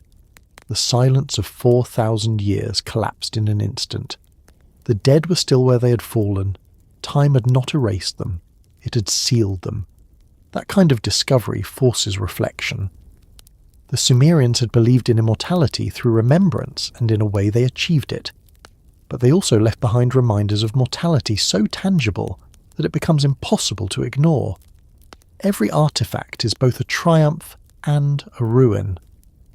Every tablet that survives was once part of a building that didn't. Their silence is complete, but their message continues, that civilization, no matter how advanced, is temporary, and that its survival depends on how well it records itself. The silence beneath the sand is not unique to Sumer. Every civilization leaves its version of it. Layers of dust over temples in Egypt, buried streets in Pompeii, abandoned cities in the Andes. The specifics differ, but the pattern is the same. Life, destruction, burial, rediscovery. The Sumerians were the first to understand that this was not failure but continuity. They wrote as if they knew they would be read again someday. And so, the silence isn't only absence, it's preservation. The sand in erasing also protects. The dry earth that buried Eridu and Uruk kept them from decay. The same desert that destroyed their canals guarded their tablets. The Sumerians may not have intended it, but the silence that followed them became the final proof of their achievement. Long after their cities ceased to function, their memory endured in perfect stillness. When modern scholars read their words, that silence briefly breaks. The clay speaks again, not with voices, but with thought. It tells us how they imagined the world, how they measured time, how they believed the divine moved through their lives. It reminds us that silence isn't the opposite of meaning. Sometimes it's what keeps meaning alive. To listen to that silence requires patience. It can't be filled with modern interpretation or romantic nostalgia. It has to be approached the way the Sumerians approached their gods, with respect, with restraint, with understanding that some mysteries aren't meant to be solved. The tablets don't explain themselves. They wait. Every translation is provisional, every conclusion uncertain. The silence resists finality. Perhaps that's fitting.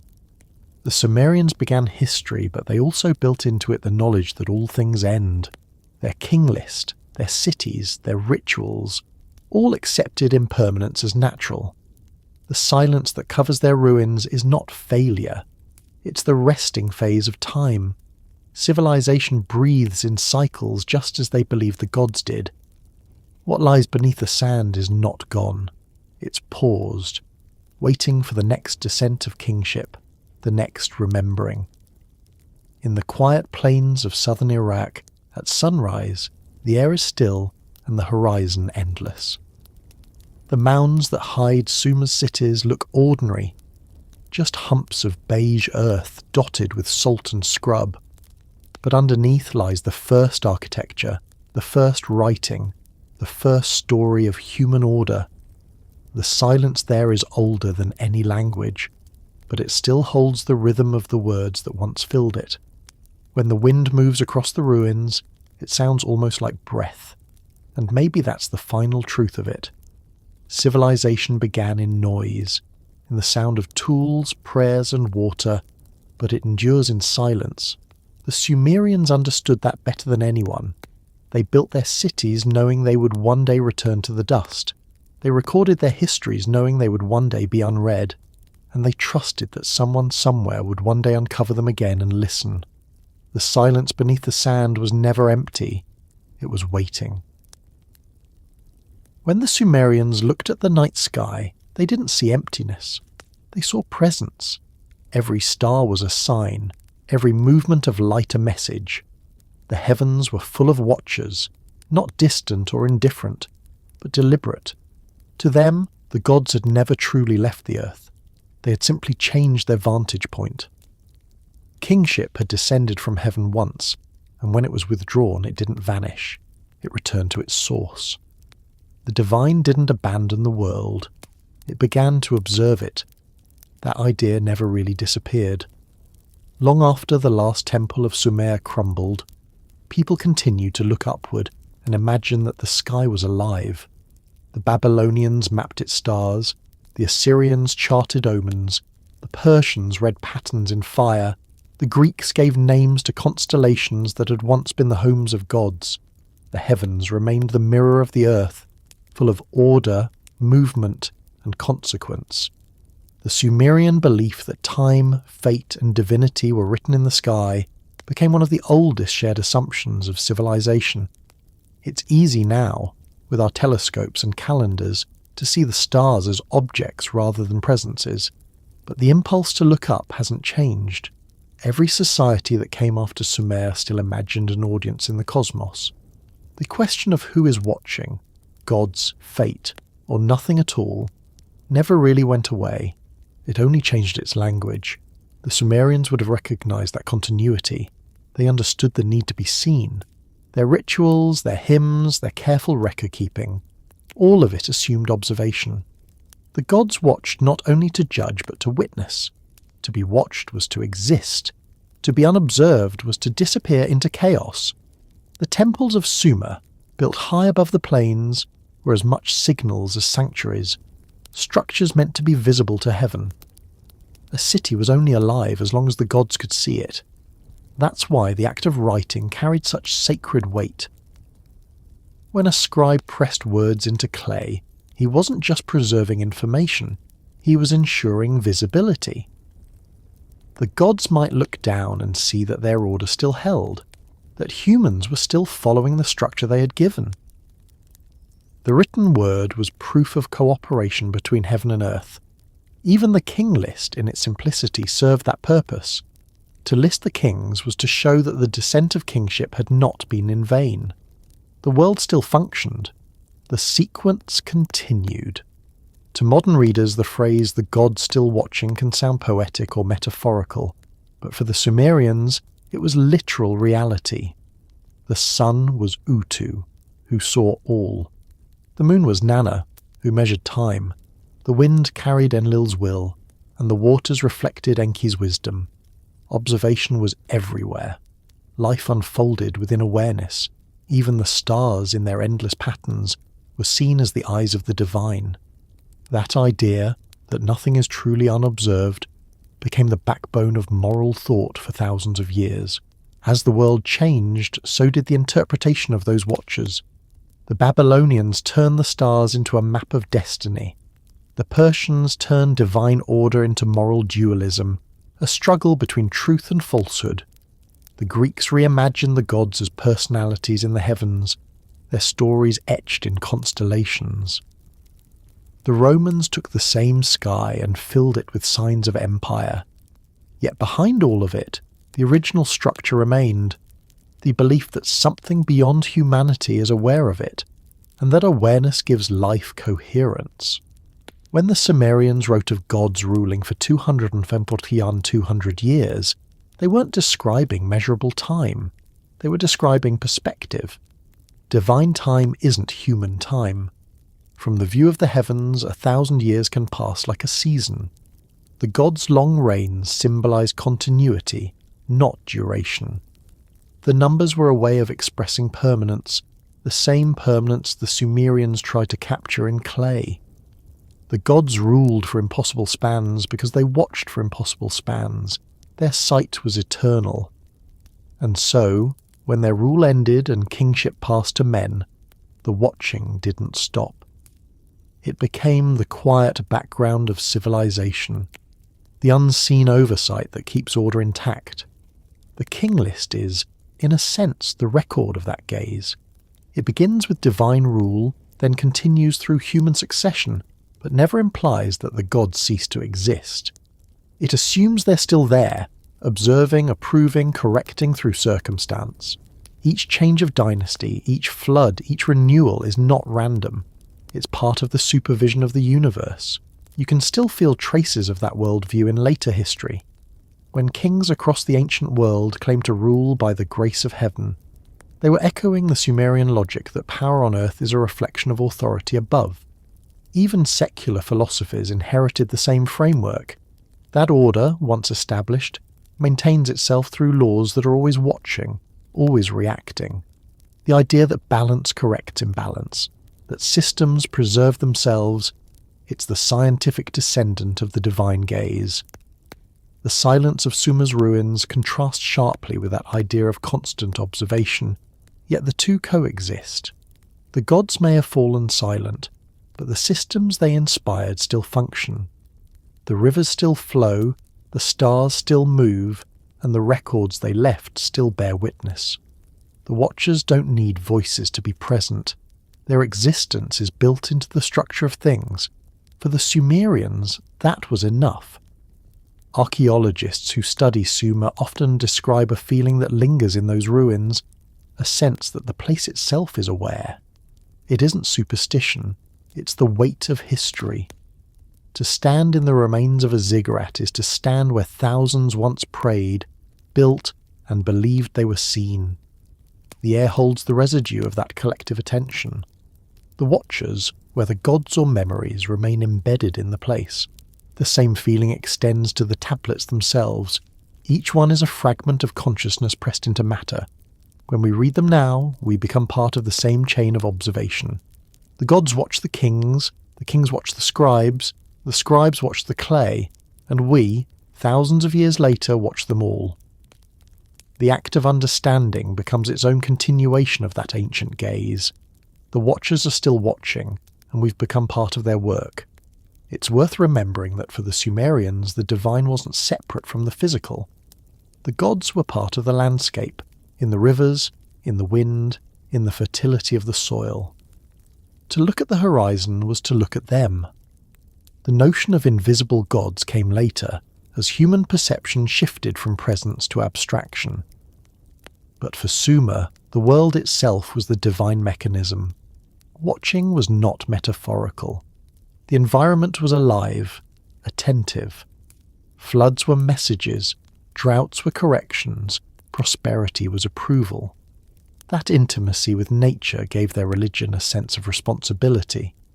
To care for the land was to cooperate with the gods. Neglect was rebellion. The same concept extended to governance. Kingship was stewardship, not possession. The watcher's gaze was a moral compass. To act unjustly was to act as if unseen, which in their view was impossible. Everything was witnessed. Everything had consequence. Over time, that sense of being observed shaped the ethics of civilizations that followed. In Babylon, divine eyes became laws. In Persia, they became moral truth. In Christianity, they became conscience. The form evolved, but the core remained. Behavior guided by awareness of observation.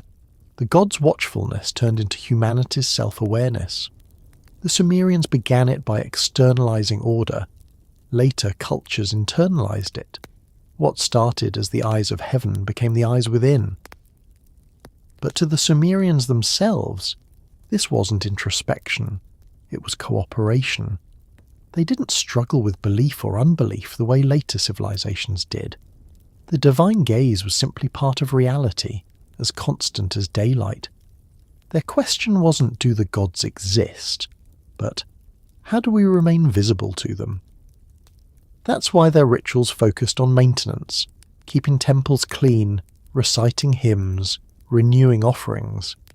Neglect was the real sin, because neglect led to invisibility. If the gods stopped watching, the world would dissolve into chaos. When you read their hymns now, that same urgency comes through. They praise not power, but attention. May Enlil look upon me, one tablet says. May my deeds be seen. The wish to be acknowledged runs through their entire culture. In their art, their inscriptions, their architecture, everything is designed to be seen, by gods, by kings, by the future. Even their ziggurats, those layered towers, were not built for defence or utility. They were built as signals to the heavens, stairways of attention. That's why, when their civilization finally fell silent, it wasn't because their gods abandoned them. It was because the line of observation broke. The temples were destroyed, the scribes dispersed, the rituals stopped. The watchers had no one left to maintain their image on earth. But silence doesn't erase observation, it pauses it. The evidence of Sumer's faith, their records, their cities, their myths, continued waiting to be seen again. And when they were finally rediscovered, the chain resumed. The gods, in their own way, were seen again. Not as deities, perhaps, but as symbols of humanity's oldest understanding. That meaning requires attention. The watchers of Sumer are not forgotten because we have become their continuation. Every act of studying them, every translation of their tablets, every conversation about their kings keeps their observation alive. To say the gods are still watching doesn't have to mean they're hovering above us. It can mean their influence, their logic, their structure of thought still shapes how we see the world. The systems we use, calendars, writing, government, measurement, all come from that original relationship between heaven and earth. We may not call it divine anymore, but we still live inside its design. The god's gaze has become the framework of civilization itself. Even now, if you stand under the same stars that shone over Eridu and the constellations haven't changed much. The same planets move across the same black sky, and the same rivers reflect them. The Sumerians would have recognized the scene instantly. They might have named the lights differently, but the feeling of being part of something observed and ordered would be familiar. The watchers haven't gone anywhere. We've only stopped naming them. In that sense, their vision succeeded. The world didn't end when their temples fell. The pattern they saw of balance, succession, and return still defines how we think. We still measure time. We still build monuments. We still record our names, hoping they'll be read in another age. The gods they imagined have transformed into systems, memories, and the silent expectation that what we do is being seen. So when we read the King List now, it's not just an ancient document, it's a mirror. It reflects the oldest human instinct, the desire to make sense of existence through observation, through continuity, through record. Whether we call that divine or human doesn't change its essence. The gods are still watching, if only through us. And maybe that's how it was meant to be. The Sumerians built a world that could endure without constant miracles, a world that runs on order and remembrance. They gave humanity a structure that works even in silence. The Watchers don't need to intervene, they only need to be acknowledged. Every act of understanding, every glance backward into history is a small act of reverence, the kind the Sumerians would have recognized without words. The God still watching isn't a statement of faith, it's an observation of continuity. The first kings ruled under their gaze, the last scribes wrote under it, and we, reading those words now, carry it forward. The temples may be gone, but the order they represented remains intact, woven into the quiet machinery of time. The gods still watch, not from the heavens, but from the words we inherited, from the systems we maintain, from the memory that refuses to disappear beneath the sand.